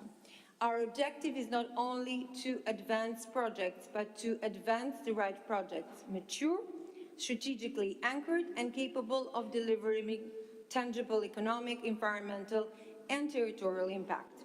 Corridor 8 is where ambition is being translated into practice. Thank you very much. Well, thank you very much. You just gave me, I'd benefit from you staying here a little bit and ask you that directly a follow-up question, if the next panel members do mind. You just provided some very interesting data, 12 NSPP projects already along Corridor 8, 144 IPA cross-border Interreg projects around Corridor 8. You mentioned strategic coherence as your job and advancing the right projects as your vision. So my question is, how all those 12 NSPP, 144 IPA CBC, how all these projects can be blended, can overcome the siloed approach? I mean, any idea, any next steps? Well, the next steps, number one, I've been mentioning a lot about WBIF, one of the prerequisites, and we all agree that Corridor 8 has to be embedded in the WBIF projects. We need to have a very strategic coherence of projects starting in one country, but also going hand in hand with other countries. Territorial cohesion, we are getting ready for the big transformation once we become member states. We would like to work on a platform. Why not? I mean, I open here the opportunity, the window of opportunity to work on it. We never liked working on silos. We never liked not working with incoherence and in cooperation with our dear partners of IFIs, but also with our neighbors, with our friends, making sure that everything is compatible and everything is ensures reliable projects at the end. So we're ready to, I don't just start one, so we can all jump in and give our piece of contribution to it. Great, we have political vision, political commitment, we have the money. Now we have to get to work. We have also technical expertise and people that know how to run trains, for example. Thank you very much, Ndërlidhja. Another very important actor here is also the European Commission, not only because of the different transport policies, but also for the financial support in the form of grants or support of WBF. Mr. Ferrero, shortly, we all know that the Commission is hugely important for all the sectors, not only for Corridor 8, but specifically for Corridor 8, how the Commission and delegation, in this case in Tirana, is promoting it, and how are you financing it? Thank you, and dear colleagues and panelists, and it's always difficult to be the last one to speak, but I will have to repeat a part of what Aridana said. Our main tool to finance the Corridor 8 is the WBF, and which works on the initiative of the beneficiary countries, because being a blend of grants and loans, it is also a part of responsibility. The main political responsibility is from the beneficiary countries. So in this case, the initiative is always from the beneficiary countries who approaches with the international financing institutions to put together the project, and the WBF has two kinds of tools. One, the technical assistance calls, where there is the possibility to finance feasibility studies, to bring these projects to maturity, meaning from pre-feasibility study, feasibility study, detailed design, tender specification, environmental and social impact assessment studies, etc., in order that the project... Sorry to interrupt. Yes, we know it is very good, but it takes a long time. Yes. How we can shorten it? This can be shortened by the right mix of initiative, relevance of the projects, and being able to mobilize the right expertise at the right time. So the technical assistance facility is actually to provide the resources in order to make this project feasible. Another way to shorten the period of time is to give the right authorization at the right time. For example, one of the main bottlenecks in the WBF has been the negotiation of the loan agreement and grant agreement between Ministry of Finance and the IFIs, and also all the tendering process. All this needs a lot of coordination and a lot of participation from the different and policy dialogue between the different actors. So for this reason, we still have another kind of challenge, which is the fact that the resources from the Reform and Growth Facility can only be mobilized when the reforms are achieved by Albania and North Macedonia on the Macedonian side. So it means that there must be a double sort of effort, not only to ensure that these projects are relevant and mature, but also that the reforms are achieved in a way to unlock these resources and make the investment grant facility available. Talking about unlocking. Yeah. how can we unlock the interest of European companies to come and respond to the calls for works? For example, in Montenegro, Mateshev Andreevica, we had a chat before, friend here. I mean, in the short list, there was no European company. And it's a project which is financed by the EU money. How we can bring, what WBIF can do, I've never read something about WBIF in private sector, but maybe I'm wrong. What can you guys do to bring the EU companies, Italian, French, Bulgarian, I don't know, Dutch, Finnish, to apply and to participate in work standards in the Western Balkans? It also depends on what are the specific interests of the companies and sometimes the level of work, the size of the lots maybe should be big enough to attract companies. But also we are trying to mobilize the commercial attaché, the trade attachés in the different embassies to make to spread the voice and to make the companies interested and facilitate their participation in the tenders. Thank you very much. This makes the perfect transition to Mr. Daniel Shegerletov, who has come from Brussels, landed late last night. Thank you for being with us here. Bulgaria and Italy have been key member state allies for promoting Corridor 8 and adding it to the extended core network. So my question now in this panel is how this very strong political support of a member state can be translated in financial assistance. I mean, now we are in, what about the money? Faleminderit Ardija, and it is a pleasure to be here. It's also very nice to take part in a panel that is moderated by you. I would like to start with saying that during the course of the last couple of years, Corridor number 8 has not become only a very important part of my job, but it has become also part of my conviction. I sincerely believe in the huge benefits that this project can and it will deliver one day to all of us when we manage to finalize it. I had the opportunity to be in charge on behalf of Bulgaria during the negotiations for the 10th year revision.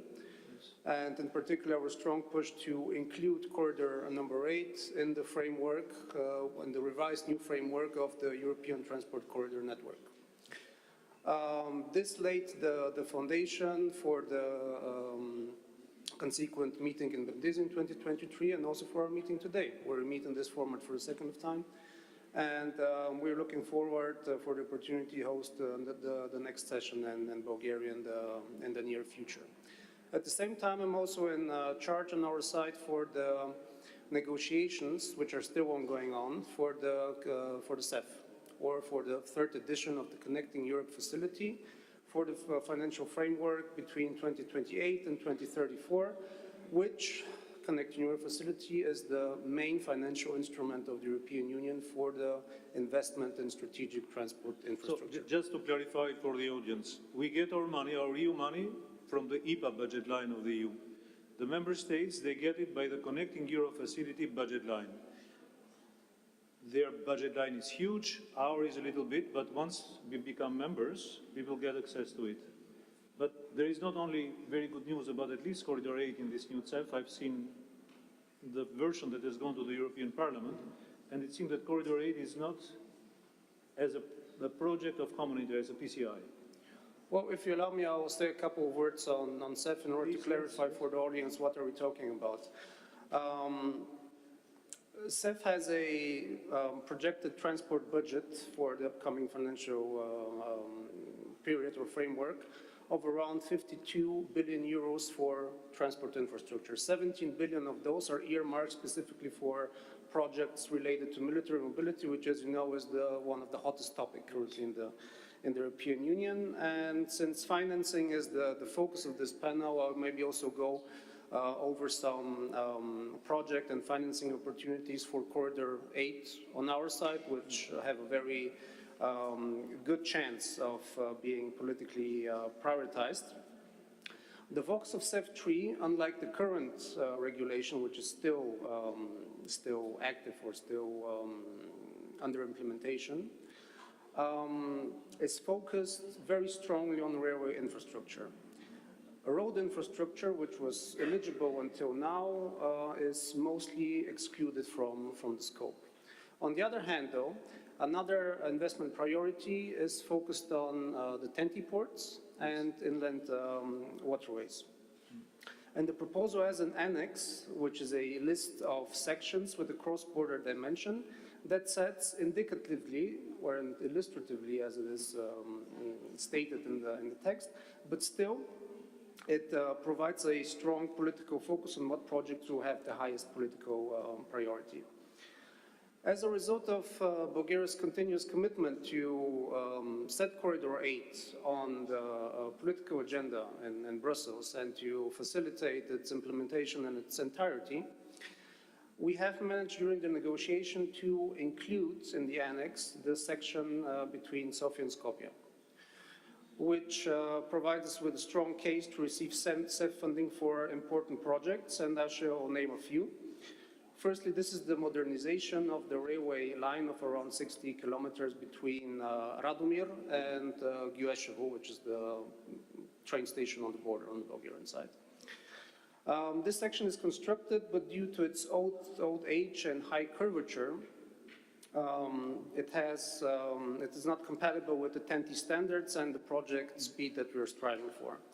Therefore, the section will probably have to be partially reconstructed. Can we stay just mentioning the segments, because what I think is interesting for the audience here is to understand how one part of the Corridor 8 has a priority until Skopje, but there is no priority from Skopje to Durrës, for example.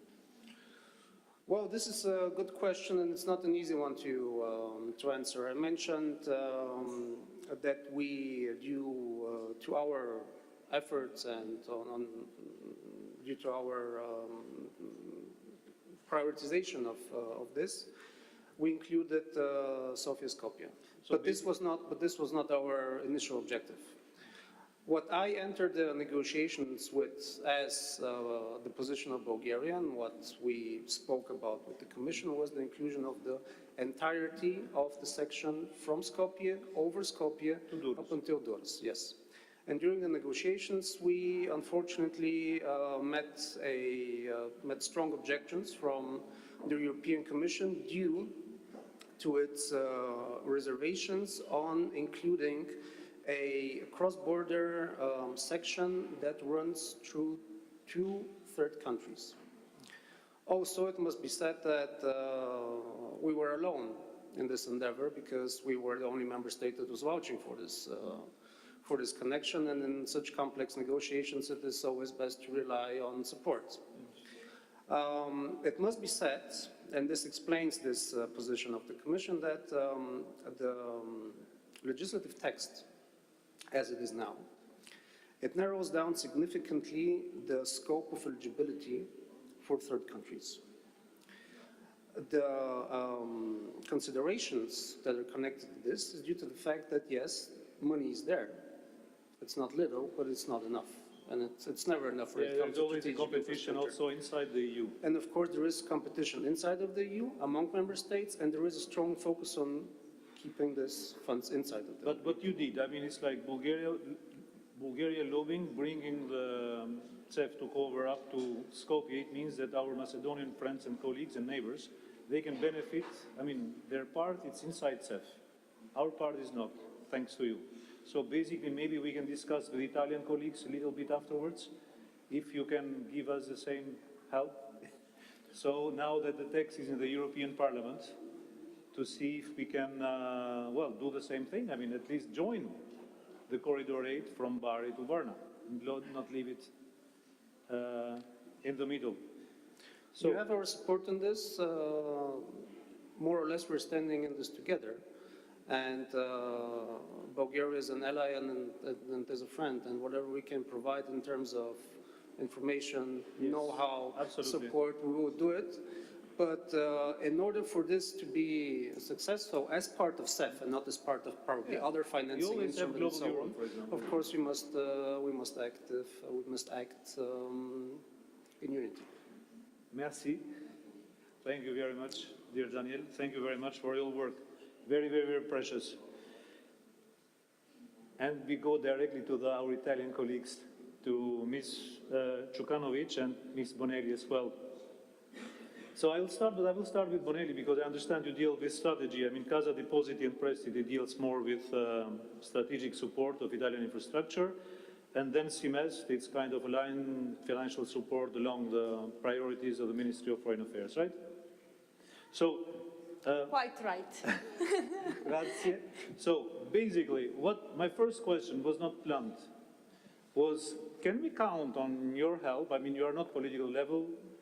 Mr. Shekeletov is political level in Brussels, but from Bulgaria, but can we count on, let's say, policy making and program level on Italian side to push while the text is still on procedure at the European Parliament to include this part of Corridor 8 in the PCI list? Okay. Ms. Bonelli. So I will answer and maybe Karen, I will step in. So first of all, Cassa Depositi e Prestiti is the development financial institution for Italy.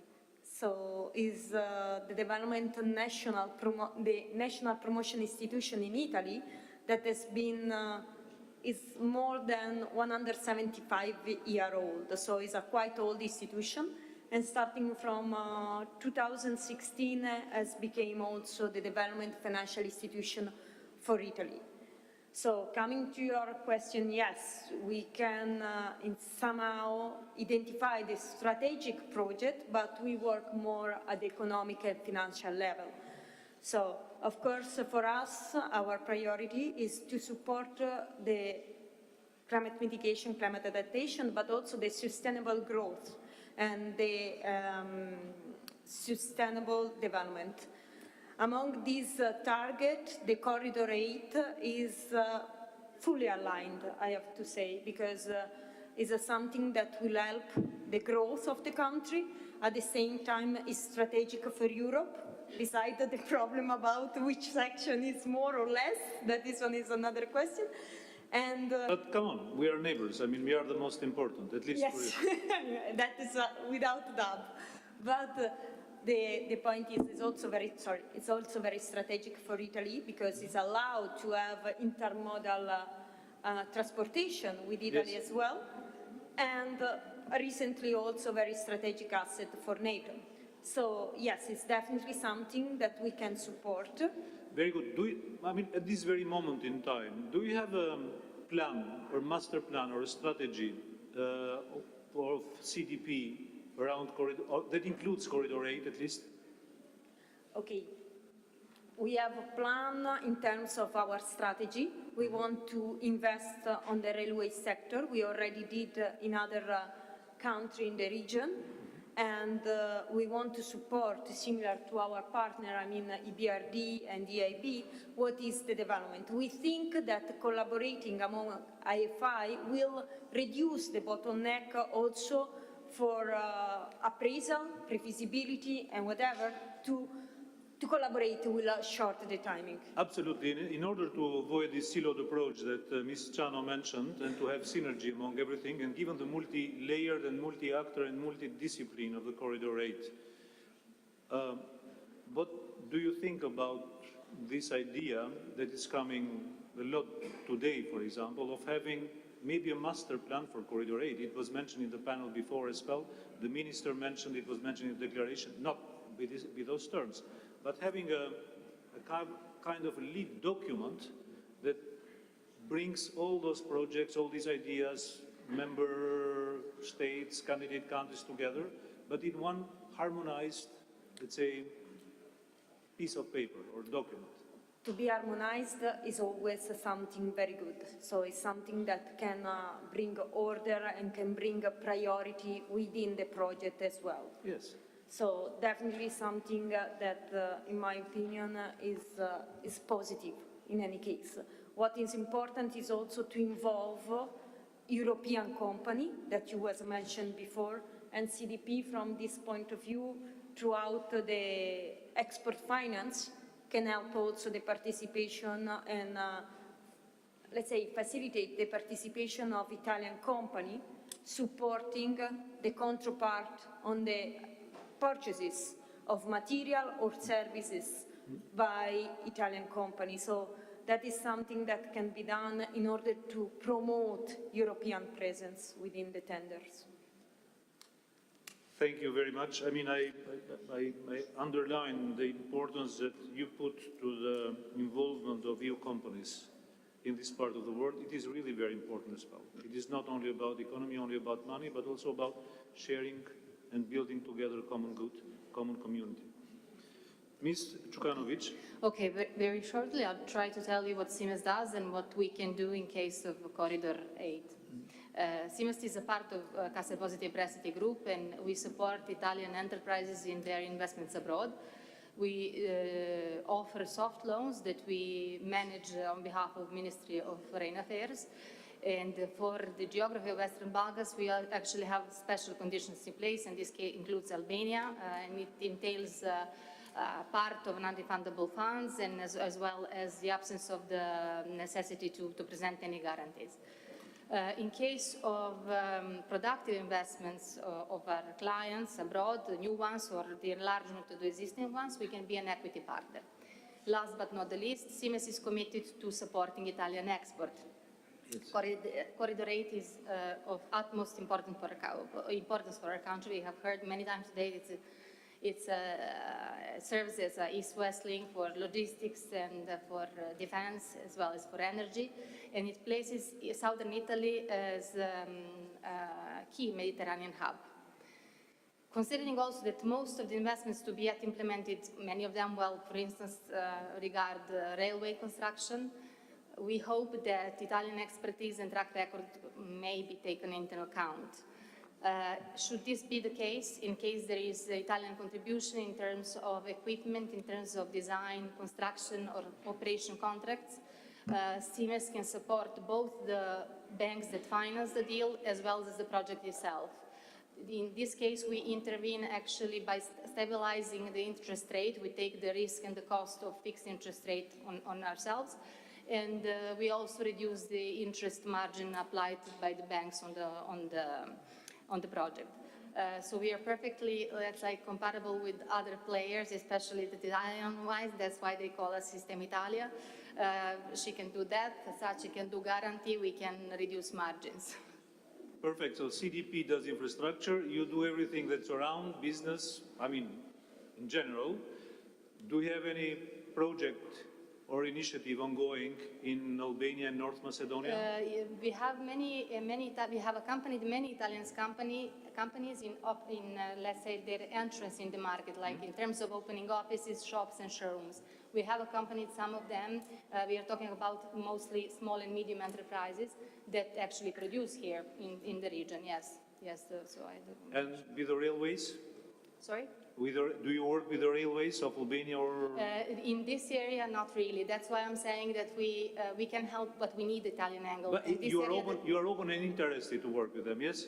We are, sorry? Excellent. Mr. Ivanovsky, I just laid the ground to you, you know. We are interested in all the infrastructure, yes. So thank you very much for being with us. Thank you, grazie.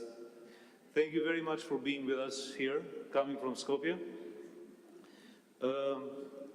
North Macedonian Railways is engaged in a lot of projects on along Corridor 8, but also along Corridor 10 as well. And being Skopje, being in the crossroads of two most important corridors in the Western Balkans, makes you guys kind of very important, like a systemic actor, you know, because you connect Thessaloniki with our friends up north, and you connect both seas, and they cut in Skopje. So, but I mean, this is a two-way street, because you are in the middle, but you have to invest a lot so that your neighbors benefit and exchange. But you have to bear the costs. So you have a lot of needs for investments. My question is simple. how many ongoing projects does North Macedonia has on rail infrastructure? First of all, my first question. Okay, thank you for giving me the honor to be the last of a very long day.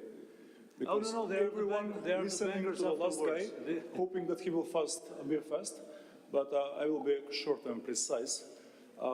Macedonia had a very unique position intercepting the Corridor 10 and Corridor 8. Corridor 10 is very simple, it's north-south, connecting Greek ports to Macedonia, then Serbia, and to the Central and North and Western Europe. That is fully operational one right now, but we made an agreement state to state with the United Kingdom. So hopefully beginning end of this year, or this period, 27, we will start with constructing a fast railway for passenger up to 200 kilometers per hour. Freight is going to be up to 120. So the needs of the Greek ports, which are increasingly day by day, month by month, we will accept all the passengers, we will accept all the commercial products, and we will pass them to the north. About Corridor 8. For the passengers, are you changing the rolling stock as well, or be the same rolling stock? The wagons for the passengers, I mean, you will upgrade the passengers? We will upgrade, it's going to be a two-track railways, about up to 200 kilometers for passengers and 120 for freight. About Corridor 8, it is something that not only in Macedonia, also in Albania, I can say in Bulgaria, it is now a period of awakeness.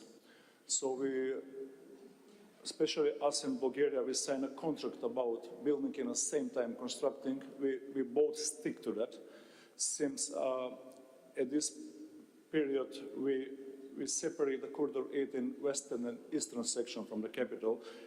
We are building right now, so it's ongoing project constructing to Bulgaria. The first section is done.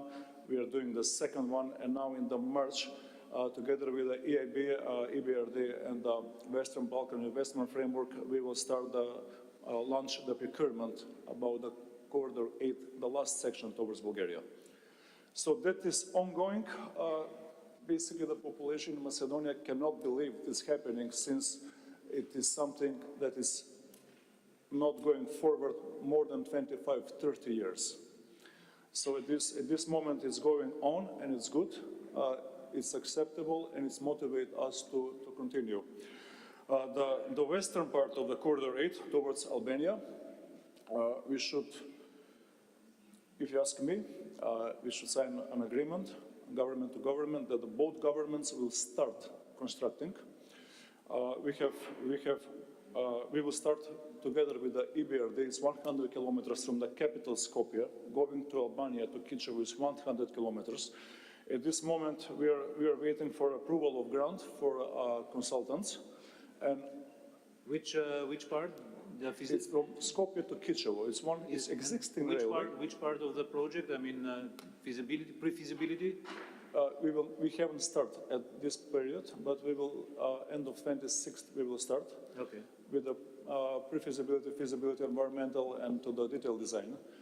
So deadline is 32nd year to be finished, and then we have no existing railways to Albania. The first part, we have some design from 2017, which have to be updated, and even then it was about $500 million. It's expensive, and there is no UNESCO requirements there. So after we will, but there is no. After we will choose a contractor for Corridor 8, border to Bulgaria, we will focus our strength, since we are not Superman. We cannot do everything in one time, and then we will start working, coming closer to Albania. And there is another one section, which is,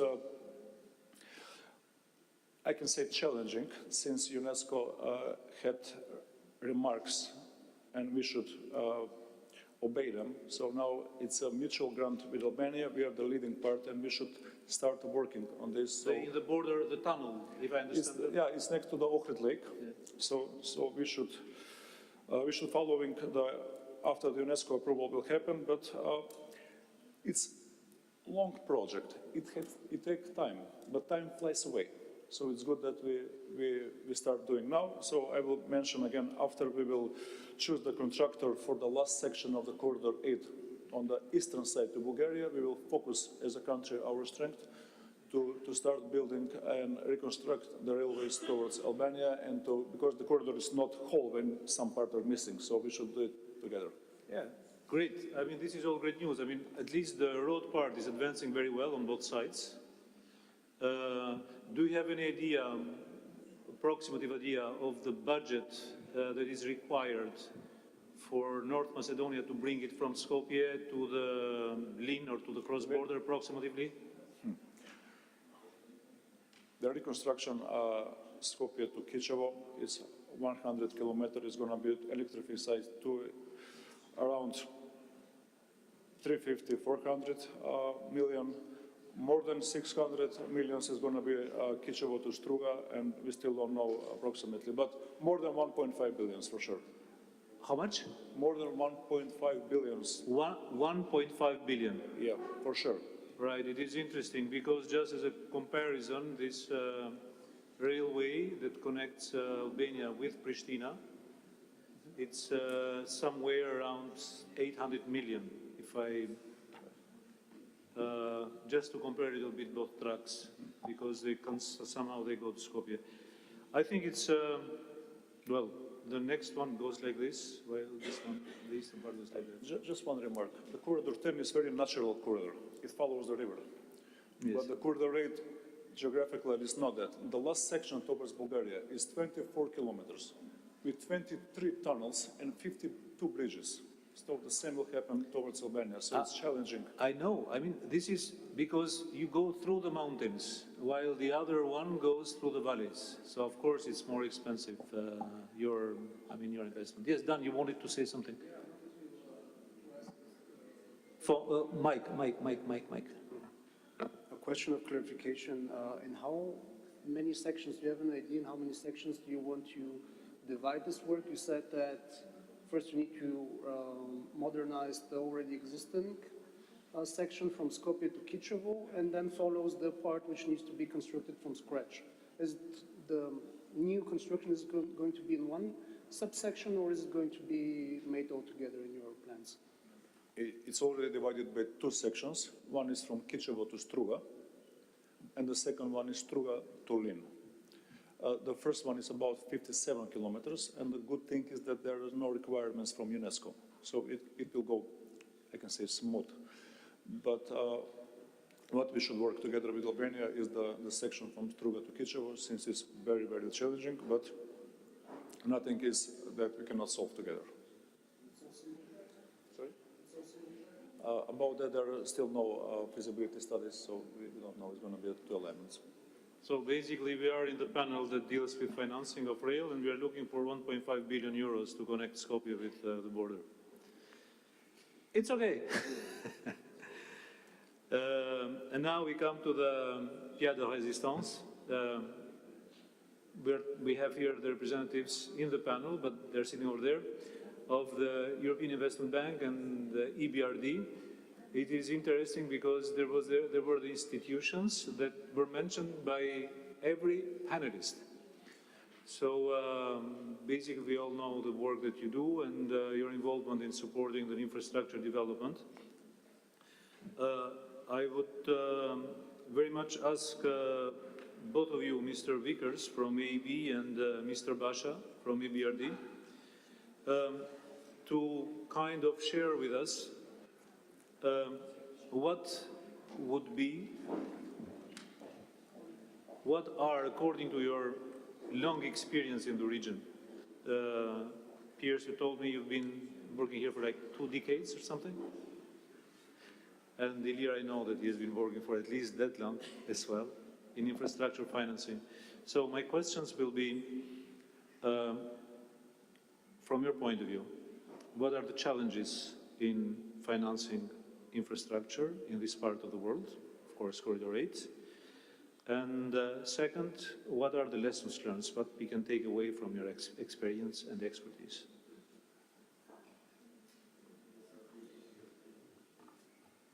Good afternoon, everybody.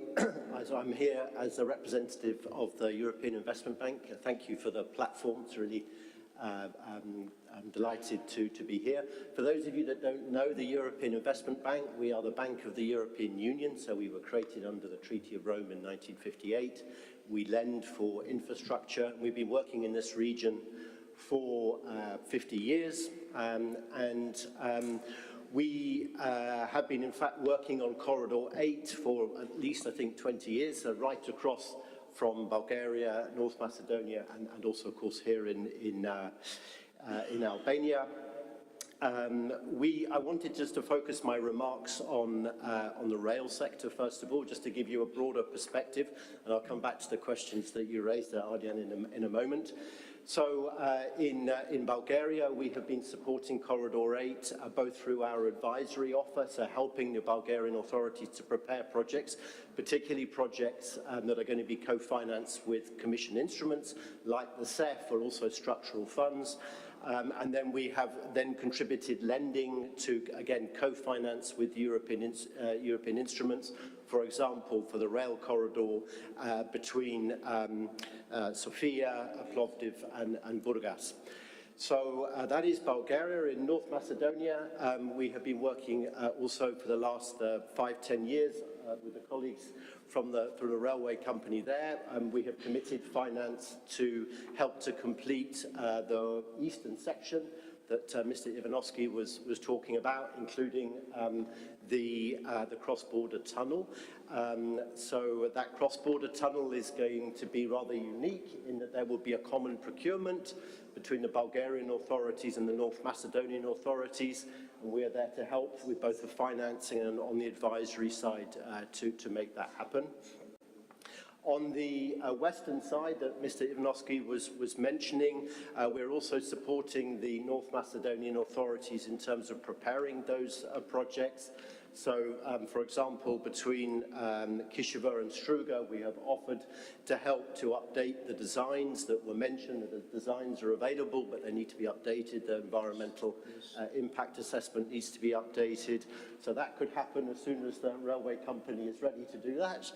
And then for the cross-border piece that was mentioned again by Mr. Ivanovsky between Struga and the border, this indeed is a very, very sensitive area.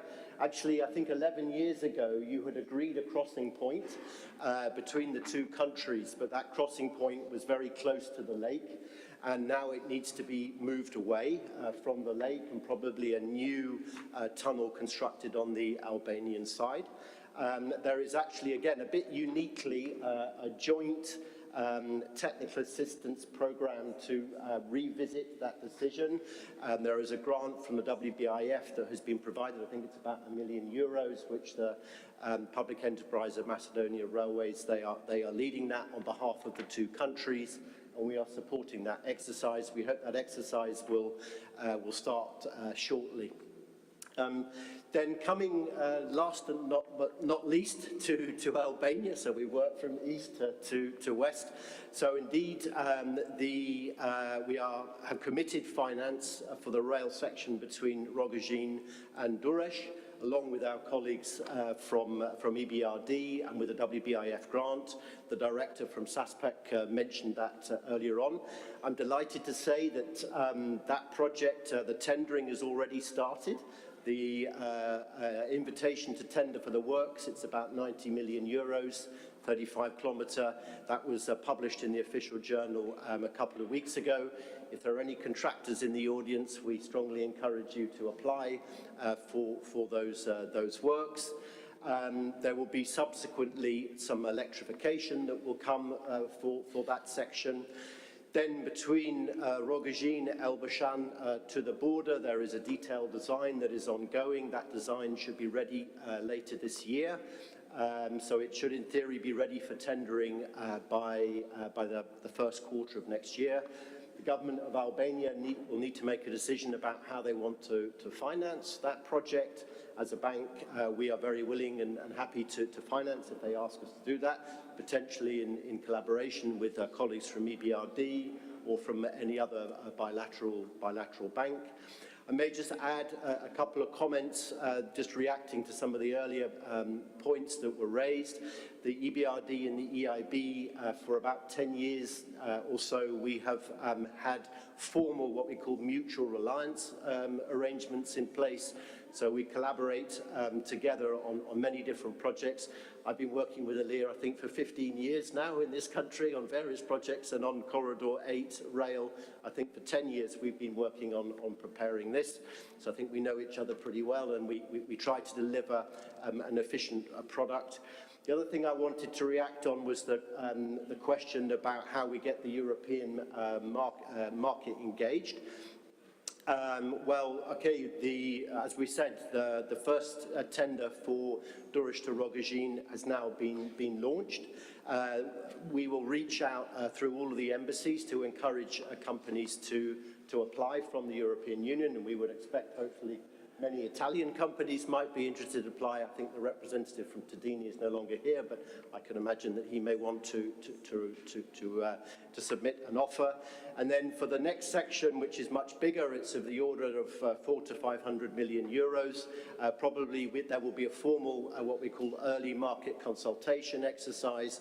So we will try to specifically design the procurement process to encourage European and local contractors to submit competitive offers.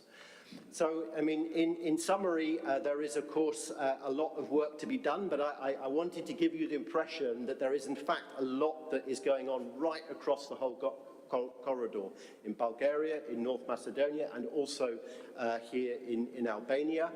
If we look at the overall financial requirement between Albania and North Macedonia, it's of the order of 2.5 billion euros, of which about 900 million is already committed in North Macedonia and here in Albania. So there's another 1.5 billion or so that needs to be found to complete the whole of the corridor. And I do believe it's possible. 10T compliant, KPI, all the KPIs included with 1.5 extra, yes? This is in the two countries. Yes. There's a small amount that needs to be paid on the Bulgarian side in order to make the connection, but the bulk of finishing Corridor 8 rail is actually it's in Macedonia, and then to a slightly lesser extent here in Albania. But, you know, so obviously there will be a fiscal constraint that will make that more difficult, but okay, along with the, potentially with Commission grant instruments, this could provide an interesting package which could be affordable. Private sector involvement as well? Private sector for the infrastructure is possible, and that may be more complex and may take longer.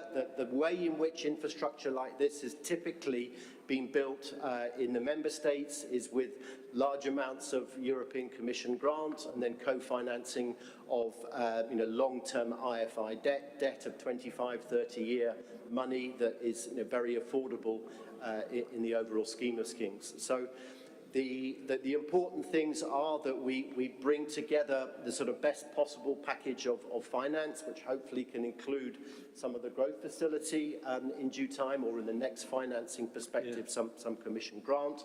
In the meantime, technically, these projects are being prepared. They're being prepared in line with European standards. That means technical specifications for interoperability, abiding by EIA processes, public procurement on a competitive basis in line with the EU directives.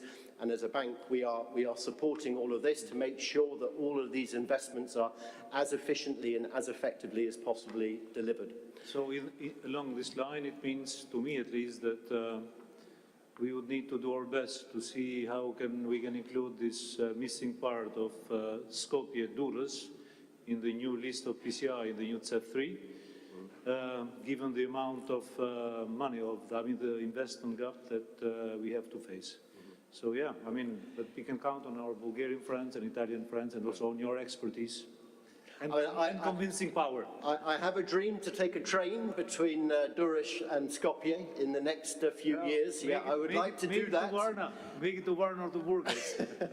I would like to do that before I retire, and you can see I'm quite grey, so I'm relatively close to retirement. So I hope that in the coming years, I think where there is now we have this tremendous political will and the strategic imperative to build this corridor, finally, after all these years, it can be done. Last question very quickly. You mentioned political will, which is key.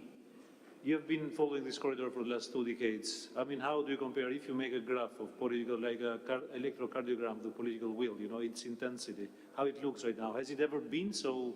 I'll let Ilya. Well, that's a bunker's reply, Ilya. if you put the ball in front of you. No, I mean, we all do count on political will to move forward strategic projects in the rail sector and in other sectors as well. But for this sector, we need a lot of money, and we need a lot of government money, and of course a political will, and a lot of geopolitical goodwill, so to say. So this is why the public powers come in. But yes. No, absolutely. And just to pick up on where Piers left off, good planning is very important.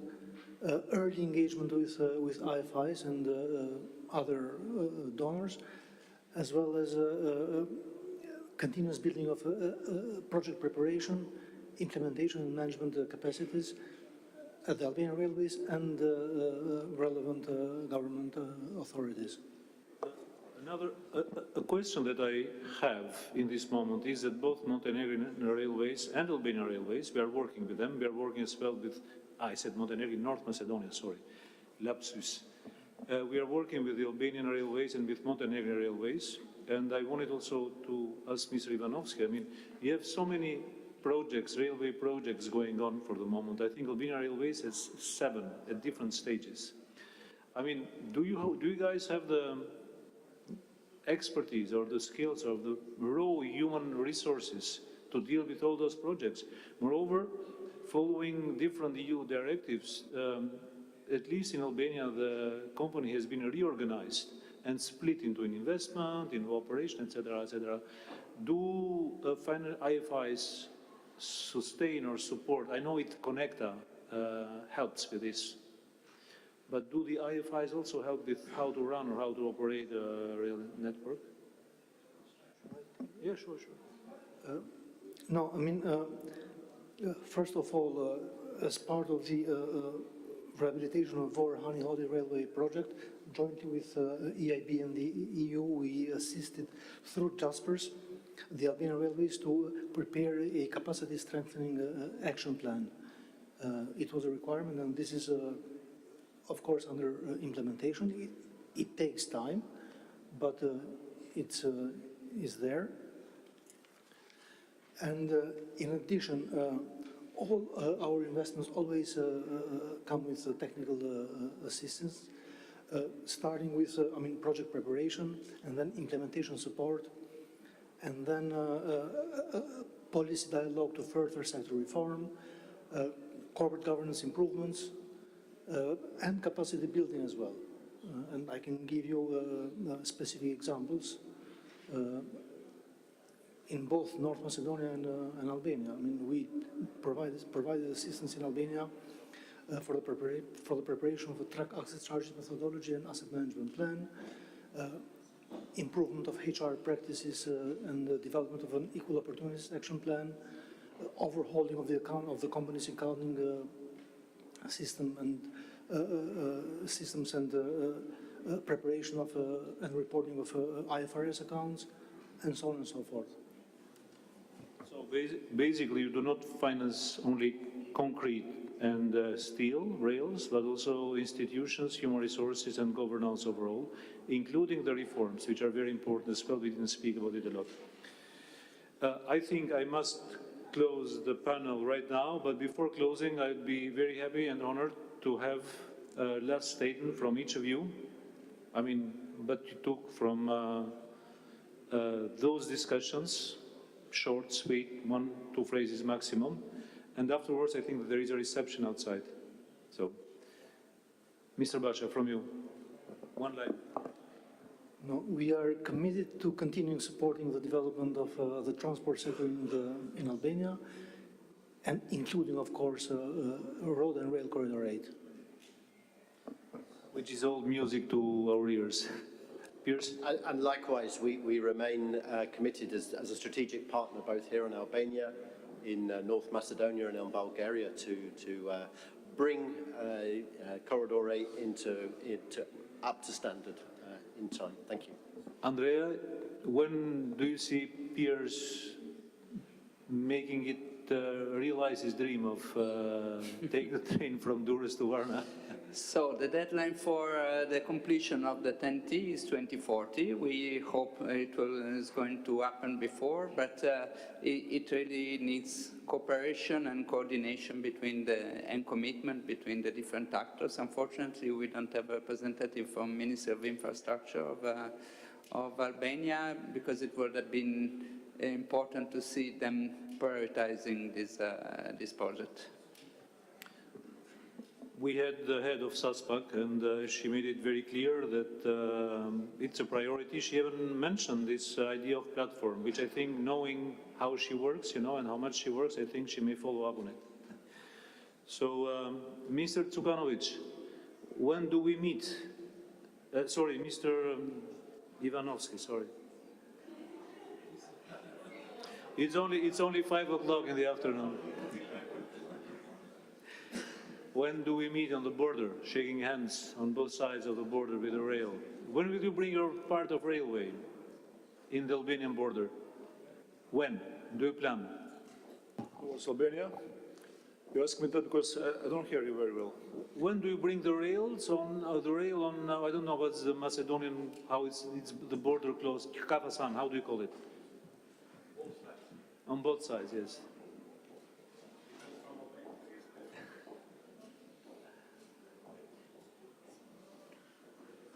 We will come to the Bulgarian border.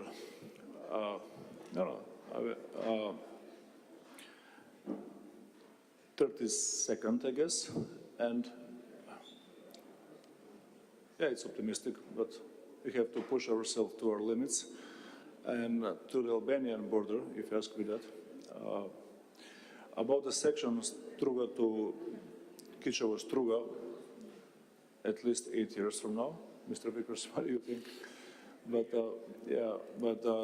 the last part, which is regarding the UNESCO recommendations, we still haven't started working on that. Either we have a grant, 1 million euros, to work together, and as I mentioned, we will focus after we choose a contractor on the eastern section.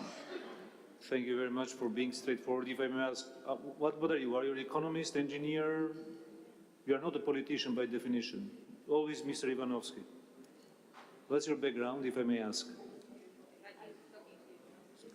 Mr.